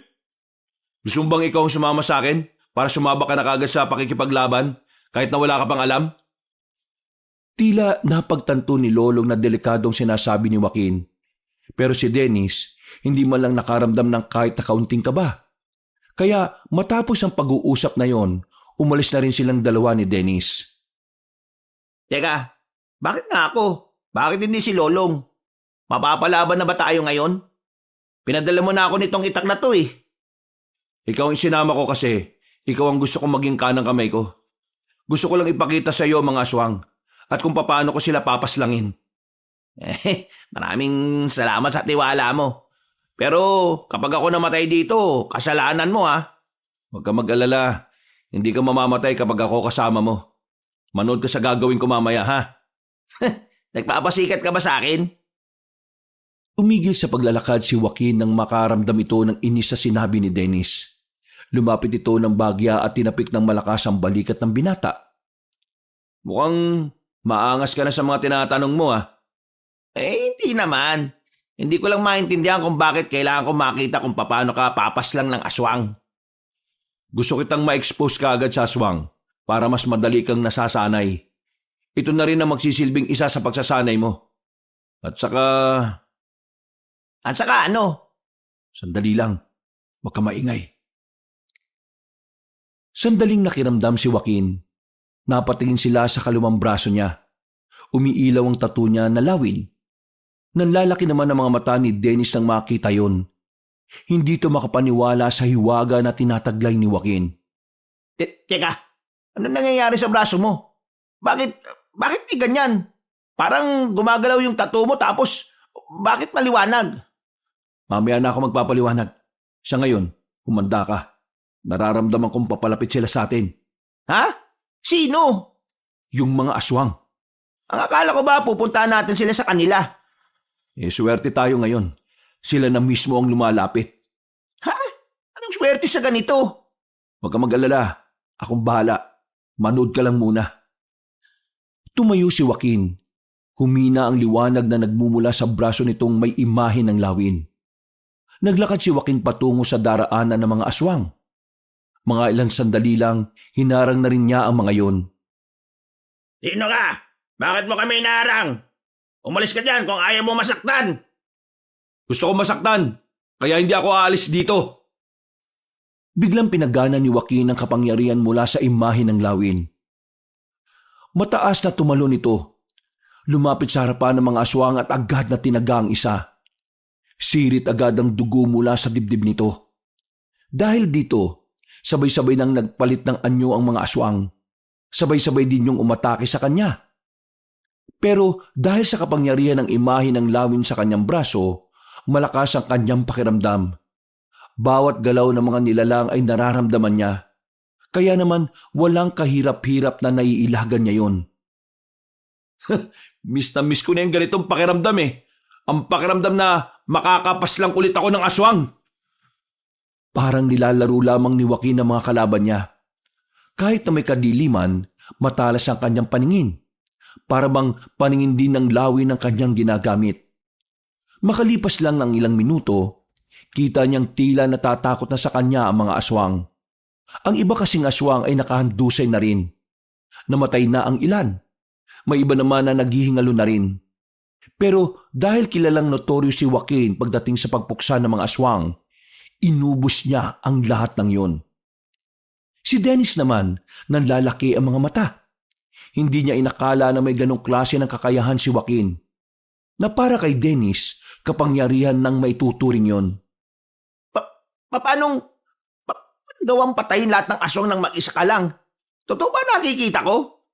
Ano bang meron sa mga tattoo mo sa katawan? Akala ko, nakuha mo lang yan sa kulungan eh. Ang mga tattoo na nakuha ko sa kulungan ay maliliit lang. Ito mga tattoo ko na malalaki. Lahat sila, tinutulungan ako sa pakikipaglaban ko sa mga aswang noon pa. Hindi lang nakikita noon dahil dati, lumalabas lang sila kapag ginagamit ko. Dahil matagal ko silang hindi nagagamit dahil nakulong ako, palagi na silang nasa balat ko. Saan mo nakuha mga yan? Pinamana lang sa akin ito nung unang bordado. Ang unang manunugis na nagsalba sa buhay ko. Kung hindi dahil sa kanya, baka napariwara na ako ngayon. Isinama niya ako sa ganitong gawain kaysa mapunta ako sa mga sindikato. Kaya nung mamatay siya, nailipat niya sa akin ang mga kapangyarihang ito nang hindi ko namamalayan. Isang umaga, gumising na lang ako na may ganito na akong kakayahan. Kapag namatay ka, pwede bang sa akin mo na lang ipamana yan? Isira ulo ka ba? Parang gusto mo na kaagad ako mamatay ah. Hindi naman sa ganon. Sinasabi ko lang naman na sakaling... Ha? Napalingon sila sa mga bangkay ng mga aswang nang marinig nilang meron pang isang buhay roon. Naghihingalo. Nilapitan yun ni Joaquin. Kinuha nito ang itak ni Dennis at saka itinarak sa ulo ng aswang.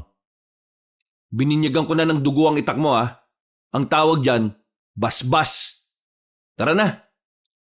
Balik na tayo? Oo, wala na tayong gagawin dito. Nauna nang naglakad ang lalaking si Joaquin. Habang naglalakad sila pabalik, hindi matigil-tigil sa kakatanong si Dennis. Hindi pa rin kasi nabubura ang pagkamangha nito sa lahat ng kanyang nasaksihan. Hanggang sa makabalik na sila sa mansyon ay daldal pa rin ng daldal ang binata. Oh, bakit nandito kayo kaagad? Natapos nyo na ba ang lakad ninyo? Oo, tapos na. Sisiw pa rin.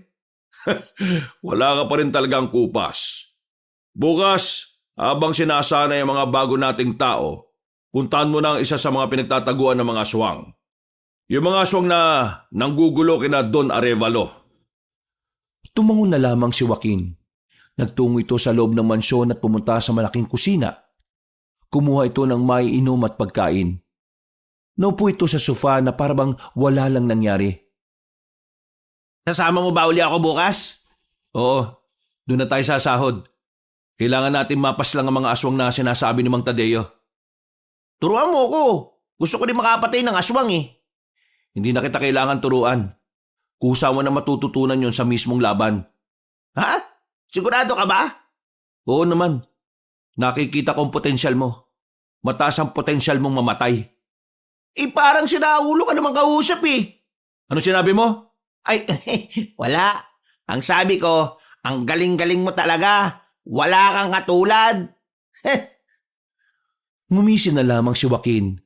Matapos ang isang boteng iniinom, binalikan na lamang din niya ang kanyang kapatid na si Gandara.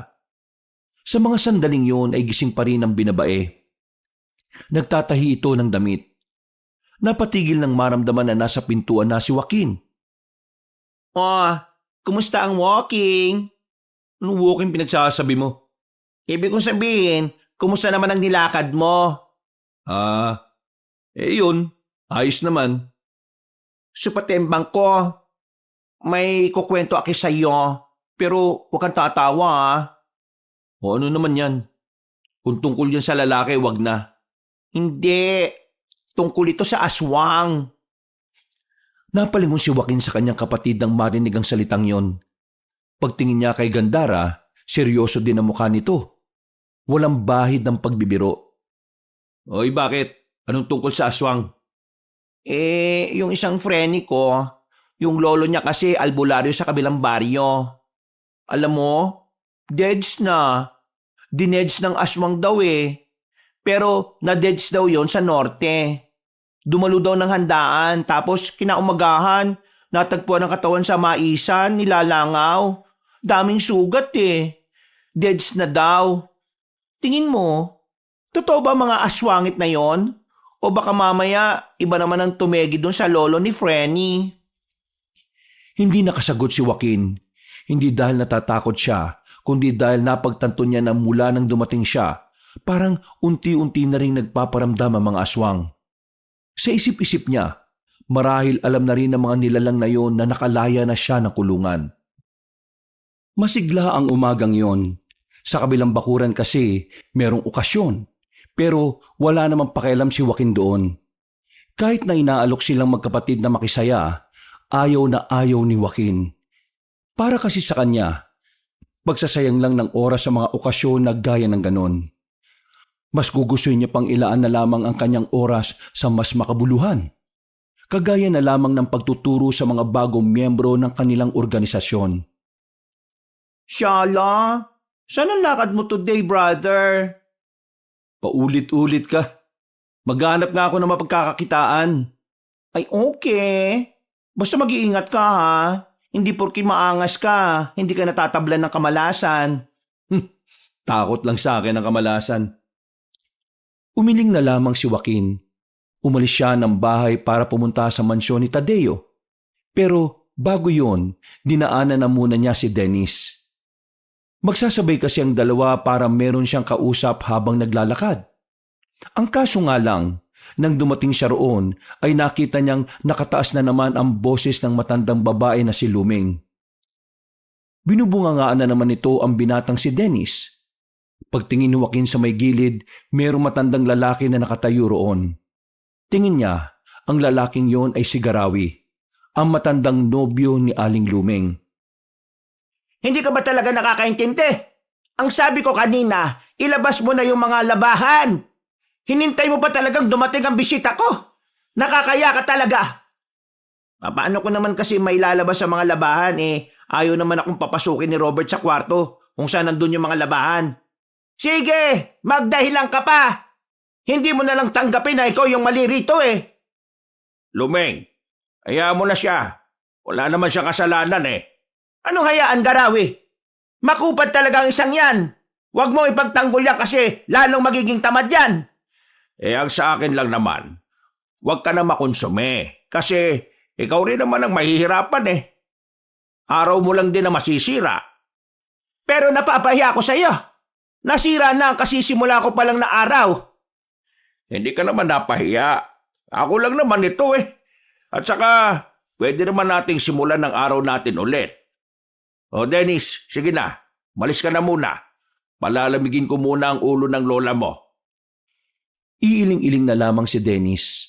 Paglabas niya ng bakuran ay saka lamang nito nakita si Joaquin na naninigarilyo sa gilid. Oh, kanina ka ba dyan? Oo, narinig ko lang. Ba't hindi ka lumapit? Para ano? para ipagtanggol ka ulit. Sus, matuto kang ipagtanggol ang sarili mo. Kung sa lola mo hindi ka makakapalag, kahit na alam mong tama ka, paano ka papapalag sa mga aswang? Oo na. Bakit ka ba narito? Akala ko ba gabi pa ang pagsasanay natin? Sasama ka sa akin ngayon. Buong araw tayong mawawala rito. Anong gagawin natin? Sisimulan na natin ang trabaho. Ngayon agad? Oo. Kailan mo ba gusto? Sa susunod na taon? Sige na. Magbibihis lang ako. Wag na. Doon na sa mansyon. May mga damit doon. Babalik ka pa di nalintikan ka na naman. Nga no? Sige, tara. Denise, kailan pa syotaan ng lola mo yung matandang lalaki na yon? Di ko nga rin alam eh. Pero ayan kasi yung sinasabi ni lola noon na labat parasite niya. Matagal silang hindi nakapagkita. Tapos, ngayong pinagtagpo ng landas, ayan, naglandian. Wala namang problema kung maglandian kahit na matatanda na eh. Kakaunting oras na lang naman meron sila sa mundo. Kaya, hayaan mo na lang sila sa bagay na yon. Pero, pakiramdam ko kasi, may kakaiba dun sa matandang lalaki na yon.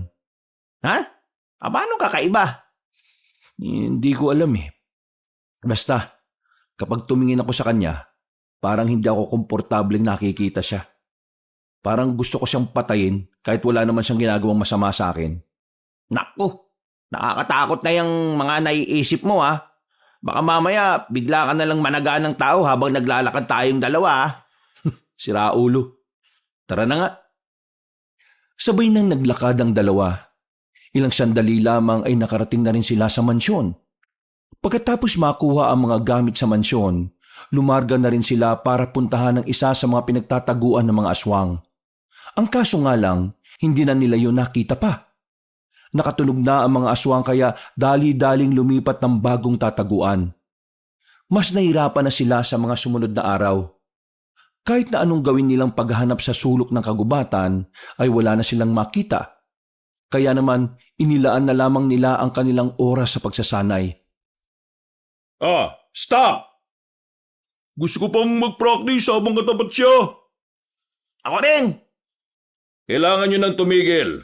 Alam nyo kung bakit? Bakit? Ano ba problema? Walang problema. Sa katunayan, wala na kayong problema. Kuha nyo na ang mga itinuro namin ni Joaquin. Tama. Tama si Mang Tadeo. Handang-handa na kayo sa mga gagawin nating misyon. Nagbunga na rin ang halos 3 linggo ninyong pagsasanay.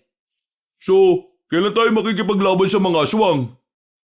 Kunwari ka pa. Ang gusto mo lang talagang itanong kailan ang sahod? Manahimik ka nga. Di na kita inaano dyan ha. Lumapit si Joaquin sa dalawa at pasimpleng tinapik sa dibdib ang mga yon. Naparay na lamang si Lolong at Dennis. Kung ganyan pa rin kayo sa kalagitnaan ng misyon natin, pababayaan ko kayo mamatay. Tama na ang kakaganyan nyo ha. Ang mabuti pa, ihanda na ninyo ang ibang kasamahan ninyo. Lolong, nasaan ang mga bata-bata mo? Wala ni. Natakot. Ayaw na nilang sumama. Mga tarantado pala mga yan eh. Ilang linggo naming tinuruan sabay hindi nasasama. Kapag nakita ko lang sa daan ng mga yan, lulumpuhin ko yung mga yan eh. Lumpuin mo na. Wala na rin naman akong pakialam sa kanila eh. Walang choice. 3 na muna kayong lalarga mamaya. Ha? 3 lang? Sigurado kayo? O bakit? Natatakot ka ba? Ako? Baka ikaw? Sige na, kilos na. Aalis na rin tayo kaagad. Mang Tadeo, pasunurin mo na lang yung ibang mga bago kapag nakarating na sila rito ha. Hindi kami pwede magsayang ng oras eh. Baka makalis na naman yung mga aswang na yon. O sige, mag-iingat kayong 3. Bumalik kayong kumpleto ha. Kahit na kulang ang kanilang bilang, hindi na nila inatrasan ang kanilang misyon.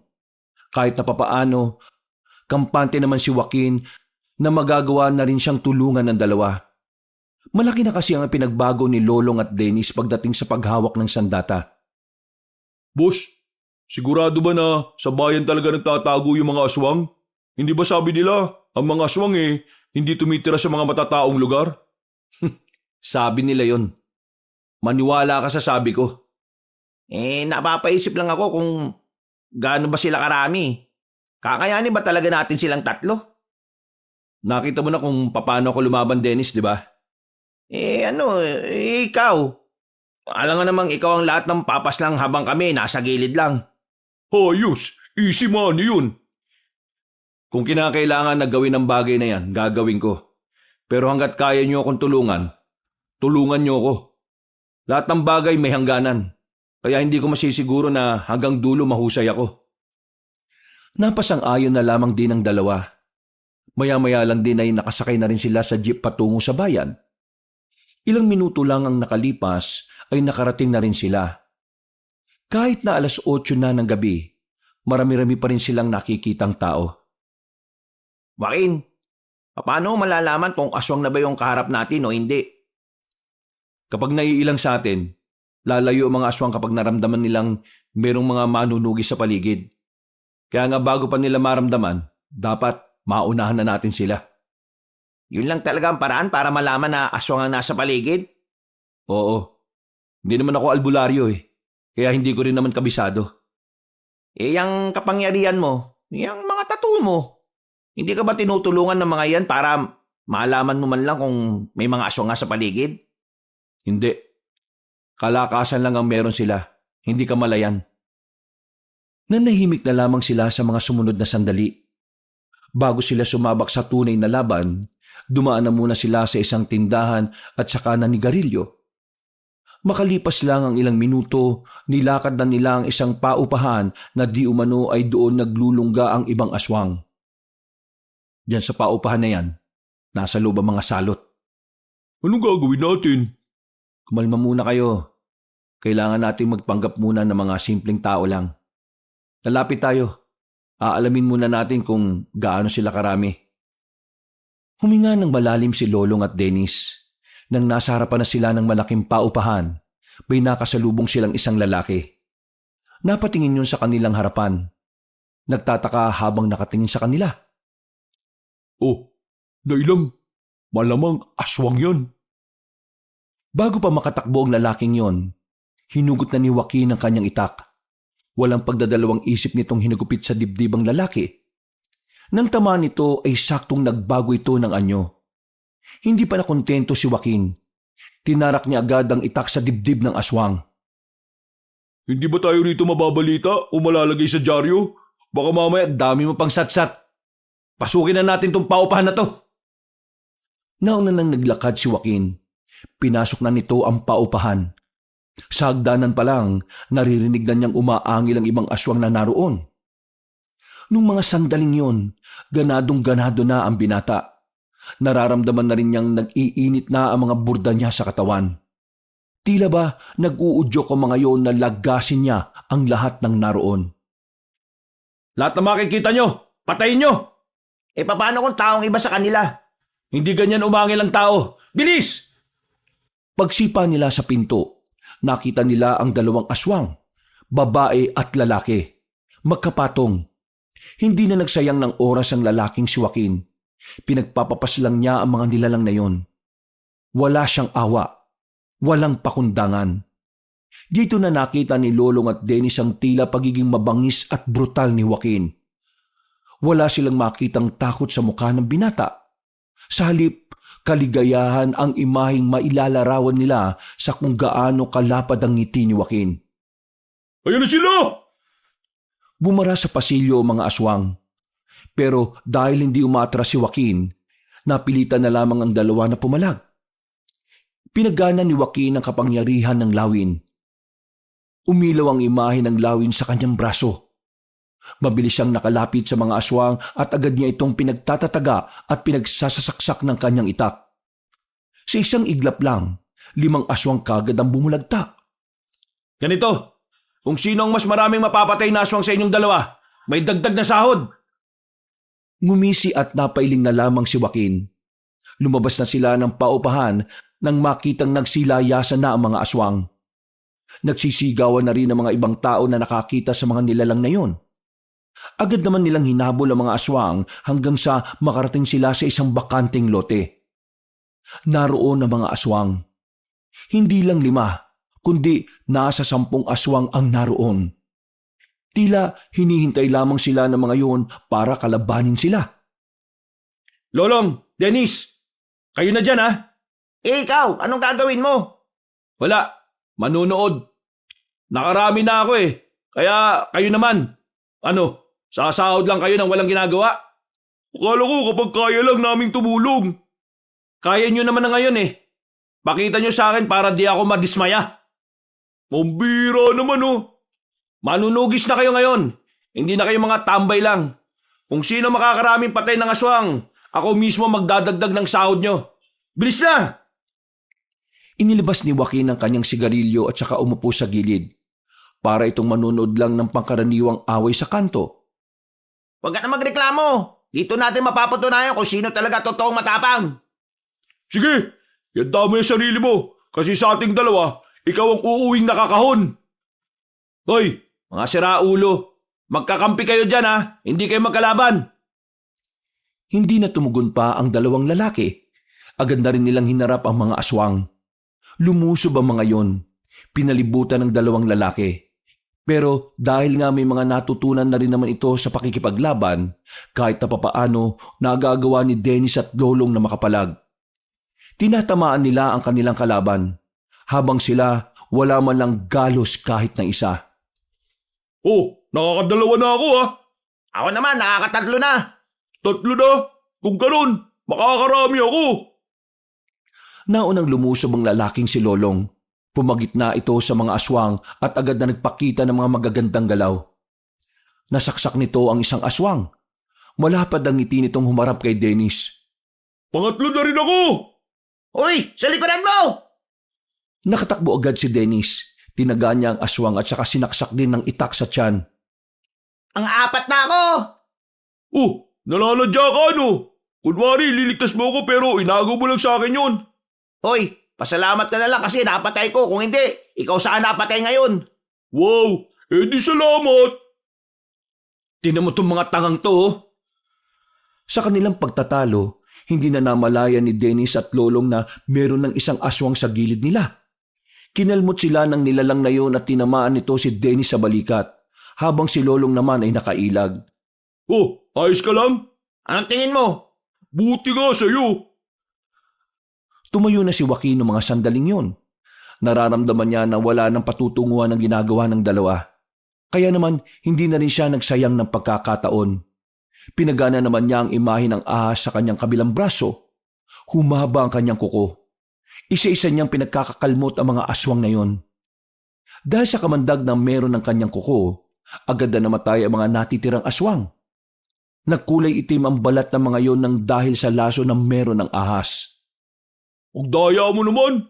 Akala ko ba magpaparamihan kami ng mapapatay? Inubos mo Para kayo mga tanga Magkakampi kayo pero nagtatalo kayo sa gitna ng laban.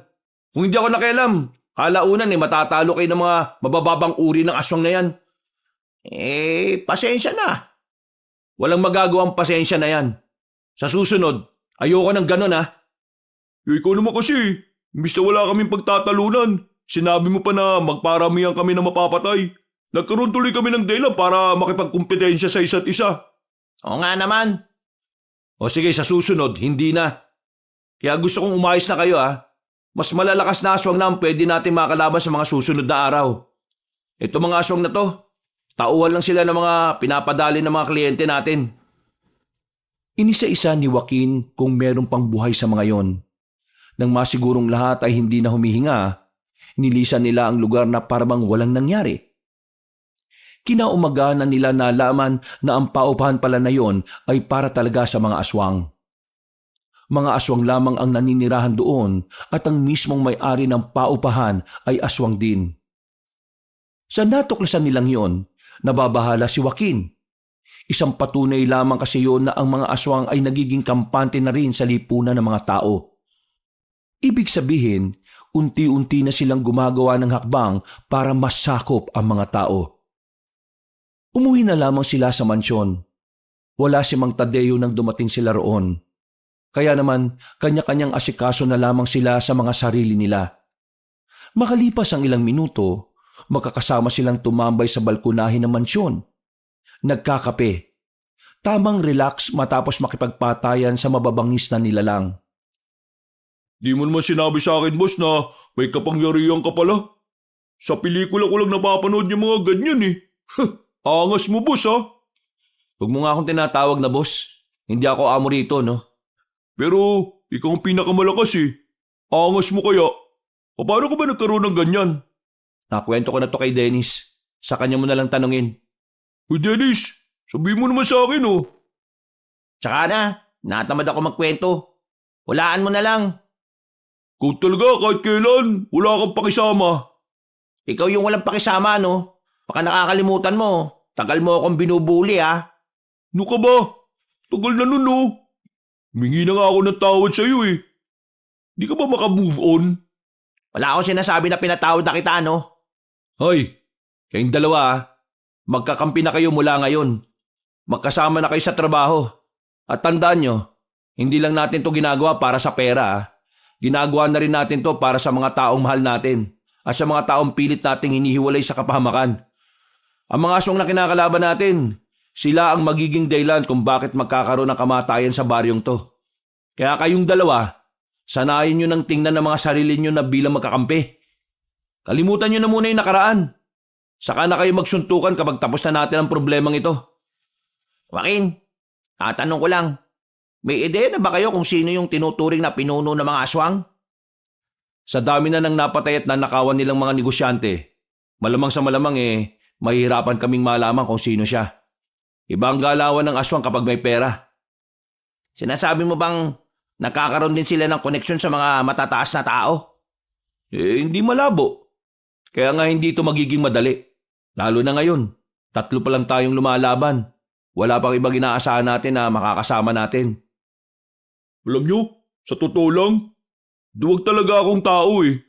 Kaya ako naging bully. Kasi yun yung paraan ko para itago kung gaano ko kaduwag. Kaya nga ngayon, kahit na iniwan ako ng mga barkada ko sa labang ito, hindi ako matras eh. Kasi gusto kong malagpasan yung kaduwagan ko. Unang tingin ko pa lang sa'yo, alam ko na ikaw yung tipo ng taong hindi makakapalag sa mas malakas. Pero hindi kita tiningnan bilang mahina. Tama yung ginagawa mo. Tama lang na ginugusto mong lagpasan ng mga bagay na alam mong nagiging hadlang sa pag-unlad mo. Hindi kahinaan ng kaduwagan. Ang kaduwagan ay isang parte ng buhay ng tao na maaaring maging daan para malaman mo kung gaano ka katapang. Walang matapang na matapang kaagad. Minsan, sa buhay nating lahat, naranasan nating matakot. Naranasan nating panghinaan ng loob. Pero alam nyo kung anong mahalaga dito? Yun na yung handa kang lagpasan ng mga bagay na kinatatakutan mo. Yung mga sundalo, lahat yan may kaduwagan yan bago sila humawak ng baril. Yung mga piloto, nakaramdam din yan ng pagkalula bago umere.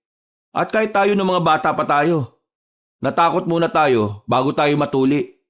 Kasi, tao lang din tayo eh. Hindi tayo ginawang matibay kaagad.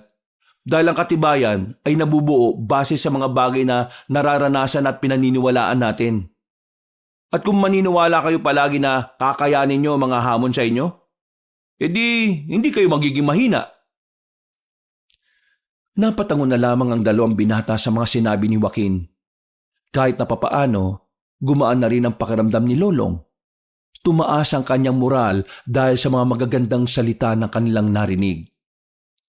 Kinabukasan ng umaga na sila bumalik ng baryo. Pagdaan nila sa bahay nila Dennis, isang balita ang sumalubong sa binata.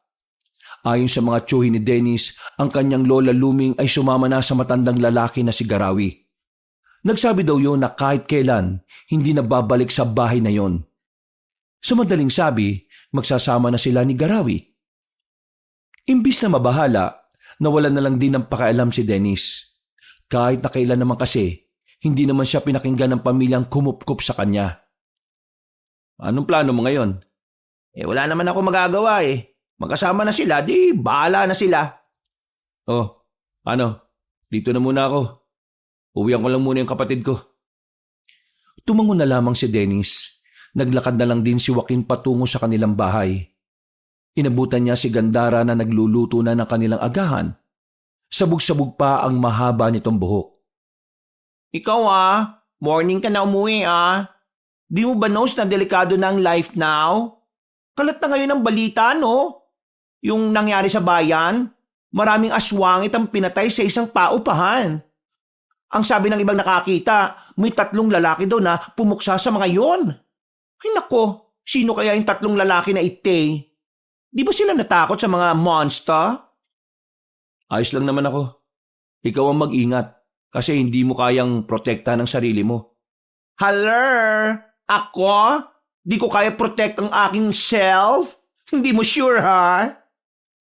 Hindi ako nakikipagbiruan ha. Seryoso ako, Gabriel. Kapag sinabi ko mag-ingat ka talaga. Okay, sabi mo Pero, ano yung gasgas sa braso mo, brother? Wala yan. Basta. Ano nga? Sige na, matutulog na muna ako. Pakigising na lang ako ng bandang 4:00 ng hapon. Naging mahimbing naman ang tulog ni Joaquin ng mga sandaling yon. Pero bandang 3:00 pa lang ay binulabog na siya. Hindi ng kanyang kapatid kung hindi si Dennis na tila natataranta. Napamura si Joaquin. Inis itong bumangon. Nakasimangot at saka nagdabog. Ano ba? Sarap ng tulog ng tao Joaquin, gumagawa na ng akbang ang mga aswang. Yung incheck na negosyante sa dulo ng baryo natin. Pinagnakawan at pinatay ng mga aswang. Kanina lang. Ha? Ano? Naalarma ang lalaki. Agad siyang napatayo. Ang balitang yun ang tila nagpagising ng kanyang natutulog na diwa. Pumunta sila sa pinangyarihan. Pero pagdating nila, hinahakot na ang bangkay ng pamilyang mayaman. Lahat ng taong naroon ay kinikilabutan. At lahat sila, walang ibang sinasabi kundi aswang ang pumaslang sa mga yon. May mga nakakita. Ang sabi nila, isang sasakyan daw yung tumigil sa harapan ng bahay ng mga incheck na yan. Tapos, bigla raw lumabas yung mga aswang. Walang nagawa yung mga gwardya Pinatay agad sila. Mabibilis daw yung mga aswang. Parang hindi tinatamaan. Yung parang nangunguna daw sa mga yun, 2 matanda. Isang matandang lalaki, isang matandang babae. Hindi nila makilala yung mukha kasi nakaan yung aswang daw Tara, pumunta tayo sa mansyon ngayon din. Kailangan na natin bumuo ng matinding plano. Pupuntahan na natin ang kuta nila kahit na tayo-tayo lang. Alam niyo na kung saan naglulungga yung mga aswang? Oo, tayo na lang ang hinihintay nila. Di ba, delikado na kakaunti lang tayo. Hindi naman sa natatakot ako Iniisip ko lang yung tsansa na manalo tayo kung mas marami sila kaysa sa atin. Wala na tayong ibang magagawa. Kailangan nating sumugal. Mas makakagawa pa ng masama ang mga aswang na yon kung hihintayin pa nating dumami tayo. Ngayon, gusto kong malaman, sasama ka pa ba? Oo naman sasama ako. Yun naman pala di pumunta na tayo sa mansyon. Wala silang sinayang na sandali. Kinausap na agad nila ang matandang si Tadeo. Sa kasamaang palad, kakaunting bilang pa rin ang grupo nila. Iilan pa lang din kasi ang mga dati nilang kasama ang nagdesisyon na bumalik. Habang ang iba naman ay hindi na talaga nagpakita. Ganun pa man, bumuo pa rin sila ng plano. Kailangan na nilang kumilos. At ang mismong araw na yon ang kanilang magiging simula. Sigurado na ba yung plano? Mamayang gabi na talaga tayo atake sa kuta ng mga aswang? Oo, wala na tayong dapat palagpasin pa. Samahan na lang natin ng dasal mamaya na sana huwag kang mamatay. Kumaka ano naman to? Para mo na rin sinabi na sana mamatay ako. Lolong, mamaya, isang tabi na muna natin kung ano man yung problema natin sa isa't isa Gusto ko magtrabaho ng maayos sa laban. Wala namang problema sa akin. Ikaw lang naman yung masyadong aray ko. Nagsimula ka na naman Maayos na kayo. Maglalakbay na tayo. Hapon pa lang Malayo-layo yung kinaroroonan ng kalaban natin. Akala mo ba sa norte lang? Oo, may kuta sila sa norte. Pero lagpas pa doon, meron pa.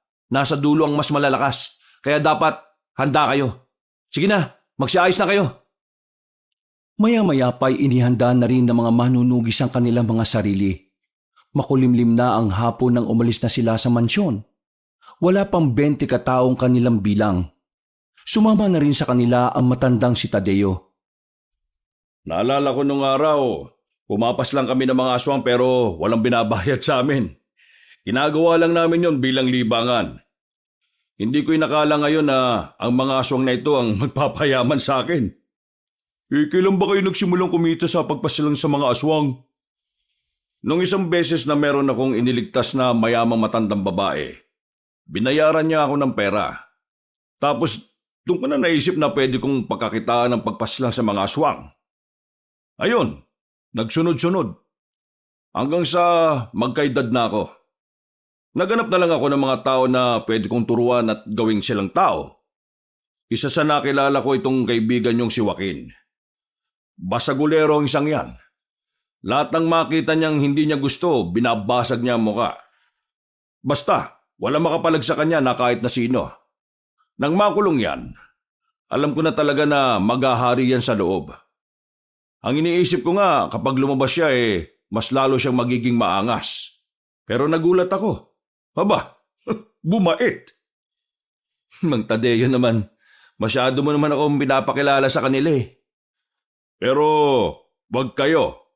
Si Joaquin ang pinakamalakas na manunugis dito sa atin. Mas malakas pa siya sa akin. Kaya nga nang mawala siya sa akin ang dami nang nangyari. Wala na akong may ligtas na kliyente. Buti na nga lang marami ako naipon. Kasi kung wala, patay talaga ako sa gutom.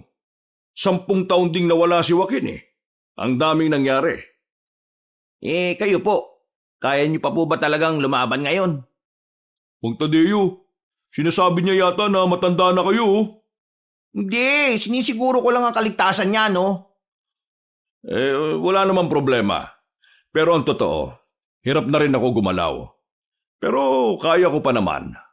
Gusto ko rin namang masubukan kung kupas na ba ako o hindi. Nagpatuloy ang kanilang kwentuhan hanggang sa makarating na nga rin sila sa bungad ng tinatawag nilang Norte. Ang lugar kung saan bibihira lang ang makikitang tao na naninirahan doon. Dahil na rin sa mga usap-usapang pugad yun ng mga aswang, bumuntong hininga si Joaquin. Nakakaramdam siya ng kakaiba. Ang dating mga imahe sa katawan niya na walang pakialam, tila tumutugon sa mga mabibigat na presensya sa paligid. Joaquin, yung mga tattoo mo, kumikinang. Anong ibig sabihin yan? Ngayon ko lang din to naramdaman, pero mukhang nagbibigay sila ng babala. Kung ganon iandaan nyo na mga sarili ninyo. Paunahan na lang mamatay. Biro lang seryoso kayo masyado Maya-maya, meron na silang natanaw na isang malaking baryo. Hindi kumukulo ang langis na kanilang daladala. Kaya nagtaka sila at tumigil na muna sa di kalayuan. Nakakapagtaka. Parang walang nangyayari sa langis Sigurado ka bang epektibo yan? O baka napeke ka na naman ng mga albularyo? Hindi. Totoo ito. Hindi to peke. Galing to sa malupit na albularyo ng Visayas. Kilala ko siya. Kaya hindi niya ako pwedeng lokohin. Hindi kaya mga uri ng aswang na talagang hindi tinatablan ng mga ganyan yan?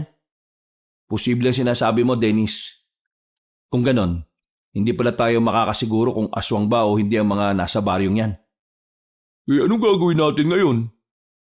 Di papasok pa rin tayo sa baryo. Kung sakali mang aswang ang mga nandyan, dapat lang alerto tayo. Tandaan nyo malalaman natin na aswang ang mga yan kapag muling nagparamdam ang mga burda ko sa katawan. Hindi sila nagpapigil sa ideyang baka aswang ang mga naroon. Lakas loob silang lumapit. Nang nasa bungad na sila, nakatingin sa kanila ang mga taong nasa kani-kanilang bakuran. Tila nagtataka. Tila kinikilala ang kanilang mga muka. Tingnan niyo sila Ang sasama ng tingin sa atin. Parang may mga gagawing masama Eto, handa na. Nagpaparamdam na ang mga burda ko. Nakita nilang umilaw ang tattoo ni Joaquin na ahas, lawin, palaka, pusa, musang, at maging ang nakatagong burda niya na leon ay nagliwanag na rin. Masyadong mabilis ang nangyari. Bigla na lamang silang inatake ng mga naroon. Sabay-sabay na nagpalit ng anyo. Batayan na! Kahit nakakaunti lamang ang kanilang bilang, hindi yun naging hadlang para malagay sila sa alanganin. Sa pamamagitan ng kanilang kahusayan, unti-unti nilang natatalo ang mga aswang. Dumating na sa puntong tila hindi na lumalapit ang mga naroon. Nakakalabang tayo! Huwag kayo maging kampante. Paparating na ang iba. Mas malalakas. Naalarma na sila sa kanilang mga narinig. Pero ang mas ikinagulat ni Dennis ay ang paglitaw ni Aling Luming at Garawi sa lugar na yon.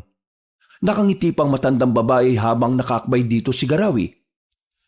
La, anong ginagawa niyo dyan? Bakit nandito kayo? Luming, hindi ko alam na talagang mahina palang pangunawa ng apo mo na yan Kaya nga inis na inis ako dyan eh.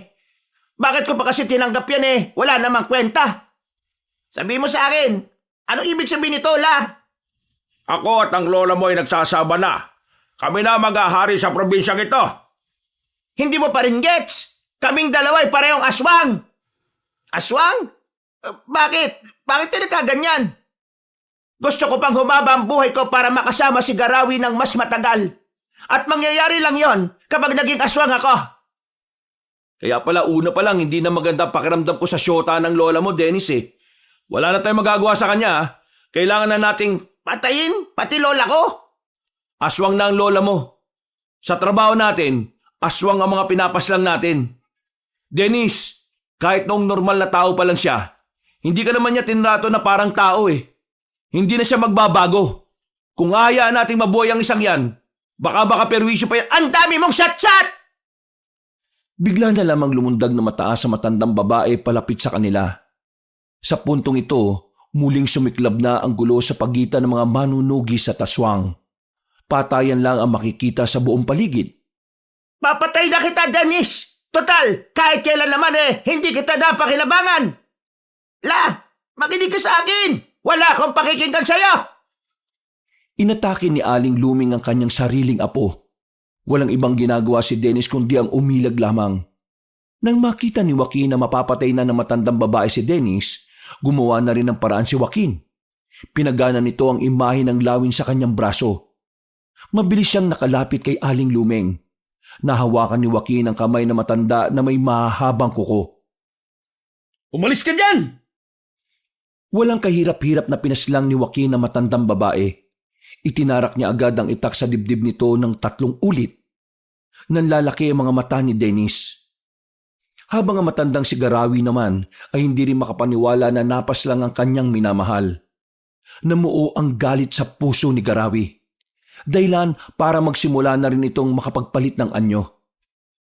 Mang Tadeo! Lolong! Kayo na sa iba! Ako nang bahala dito sa pinuno nila! Bakit? Bakit mo pinatay si Lola? Gumisi ka na sa katotohanan! Hindi na siya ang lola mo! Kailangan mong tanggapin na hanggang sa mga puntong ito, wala kang halaga sa kanya! Huwag mong sayangin ang buhay mo para lang sa tao kagaya niya! Gumising ka! Kailangan mo... Hindi na naituloy pa ni Joaquin ang kanyang sasabihin nang maramdaman na niya si Garawi sa kanyang gilid. Dinakma siya nito at kinaladkad papasok ng kagubatan. Dahil hindi siya nakapaganda, maagang nabugbog ang kanyang katawan. Sira-sira ang damit niya dahil sa pagkakasadsad. Hindi pa nakontento matandang si Garawi. Pinagsusuntok siya ng marami sa katawan at sa muka. Sa isang iglap lang, matinding galos na kagad ang tinamo ni Joaquin. Nang makakuha ng tamang tiyempo, gegewang-gewang na nakadistansya ang binata. Pinaslang mo ang pinakamamahal kong babae! Magbabayad ka ngayon! Binabati kita! Nagawa mo akong unahan! Huwag ka lang magsalita! Tinanggal na muna ni Joaquin ang kanyang damit. Saka biglang nagliwanag ang kanyang likuran. Ang imahe ng isang leon na matagal na niyang hindi nagagamit. Alam mo bang dapat matagal ko nang naubos sa mga aswang? Ang kaso nakulong ako eh. Tapos, ang hirap ang hanapin ng pinuno nila. Hindi ko inakala na minsan na rin pala tayo nagkaharap. Ngayon, sisiguraduhin ko na sa ating dalawa, ikaw ang mabubulok sa ilalim ng lupa. Gigil na lumapit sa kanya ang matandang aswang. Mabangis ito. Mabilis. Ramdam na ramdam ni Joaquin ang puot at galit ng aswang. Pero sa mga sandaling ito, mas malakas na rin si Joaquin. Kakaiba ang lakas na binibigay sa kanya ng burdang leon sa kanyang likuran. Nagsalubong sila sa ere. Pagsuntok ni Garawi sa kanya, nailagan niya yon. Pagbagsak nila, dito na hinablot ni Joaquin ang ulo na matanda. Malakas niya itong isinubsob sa lupa. Pinalabas din ni Joaquin ang kanyang kuko na tila kasing talim ng saliyon. Kinalmot niya si Garawi at tinamaan yun sa dibdib. Agad itong napadistansya. Pero hindi man lang ito nabahala kahit tumatagas na ang dugo nito.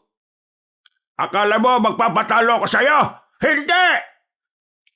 Mas lalong bumili sa matandang aswang. Kumpara sa mga naunang minuto, mas mabilis at maliksi na ito kung kumilos. Maya-maya pa, tinamaan na rin siya ng aswang sa kaliwang braso. Paglingon niya sa likuran, kinalmot din siya nito sa likod. Naramdaman niya ang sakit. Hindi niya may kakailayon dahil napansin din yun ng kanyang kalaban. Kulang pa yan! Kulang pa yan para sa ginawa mong pagpigil sa pagmamahalan naming dalawa! Wala kang karapatang magmahal kung puro kasamaan lang ang ginagawa mo. Marami ka ng pinatay na negosyante. Ikaw ang magbabayad ngayong gabi. Itaga mo yan sa bato! Umilaw ang mata ni Joaquin. Lumabas din ang mga buhok sa kanyang katawan. Humaba ang mga kuko niya at nagkaroon din siya ng buntot. Sa mga puntong ito, ramdam na ni Joaquin ang kapangyarihan ng isang leon. Bago ka mawala sa mundong ito, gusto ko lang magpakilala. Ako si Joaquin. Ako si Joaquin Bordado, ang mortal na maghahatid sa iyo sa impyerno! Nagulat na lamang si Garawi nang biglang makarating na agad si Joaquin sa kanyang likuran. Hindi na nakailag ang matandang lalaki.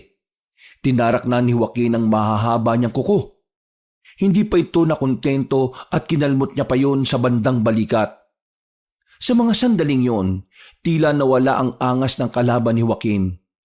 Nabahala ito para sa sariling kaligtasan. Naramdaman ni Garawi kung gaano kalayo ang agwat nila ni Joaquin. Anong klaseng nilalang ka? Ako magiging hatol mo ngayong gabi, aswang. Ihahatid na kita kung saan ka man dapat naroon. Mas sumaba pa ang kuko ni Joaquin sa mga sandaling yon. Mabilis itong nakalapit. Agad namang itinarak ni Joaquin ang kanyang mahahabang kuko sa mismong dibdib ni Garawi. Wala nang nagawa ang matandang lalaki dahil sa kakaiba niyang bilis. At sa mga sandaling yon, tuluyan nang natalo ang matandang aswang. Marami itong napaluhod.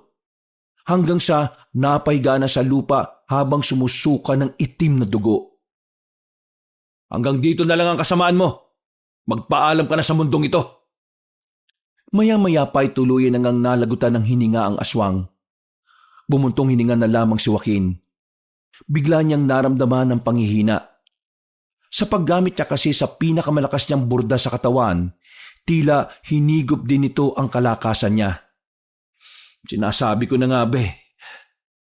Napaiga na lang din siya sa lupa. Nakaramdam siya ng pagkahilo hanggang sa tuluyan na nga siyang nawala ng malay. Nang magising siya, ay nakabalik na sila sa mansyon. Umaga na, tapos na rin ang laban. At ayon kay Mang Tadeo, natalo na rin nila ang mga aswang. Nakabalik naman na ang lakas ni Joaquin ng mga sandaling yon. Kinaya na niya ulit makabangon at makapaglakad na maayos. Nasaan si Dennis? Kagabi pa yun umuwi. Hindi nga kami kinikibo eh. Saan ka naman pupunta? Kakabalik lang ng lakas mo Magpahinga ka na muna. Oo nga, tsaka natalo na natin ang mga aswang. Siguro naman, ayos lang na magdiwang tayo, no?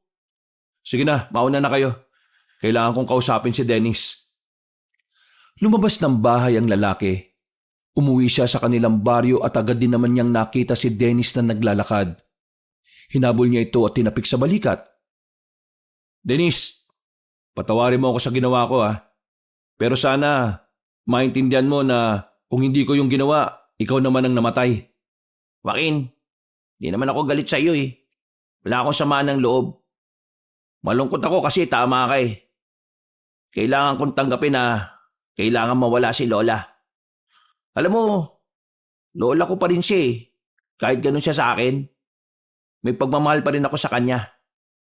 Pero siguro nga, may mga taong kailangan na lang din nating kalimutan para makausad tayo. Unti-unti kong tatanggapin ang mga nangyari. Huwag kang mag-alala. Kakayanin ko rin naman to O yun naman pala Tara, sumama ka na sa akin. Mamaya may pahanda si Mang Tadeo sa mansyon. Salo-salo. Sige, Gutom na rin kasi ako eh.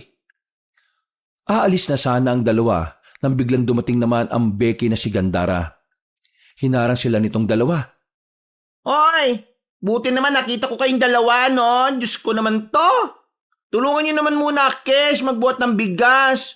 Visit ka, kuya, ha? Di mo naman sinabi na ngayon darating mga bigas na binili mo. Ay, oo nga pala. Tara, tulungan nga muna natin tong taong to. Kailan mo aaminin sa kanya yung tungkol sa pagiging manunugis mo? Kapag nalaman niya, saka ako aamin. Ay, wow! Nakwentuhan pa ang mga person.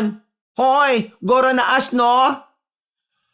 Nauna nang naglakad ang Becky na si Gandara. Napapangiti na lamang si Joaquin at Dennis. Mula nang matalo nila ang mga aswang, itinuon na ni Joaquin ang buhay niya sa pag-aalaga at pag-aasikaso sa kanyang kapatid. Wala siyang pakialam kung ano ang kasarian nito. Nangako siya sa harapan ng puntod ng kanilang ina na kahit na anong mangyari, siya ang taong poprotekta kay Gandara. Hinding-hindi niya ito hahayaang masaktan ng kung sino, lalong-lalo na ng mga aswang. Wakas,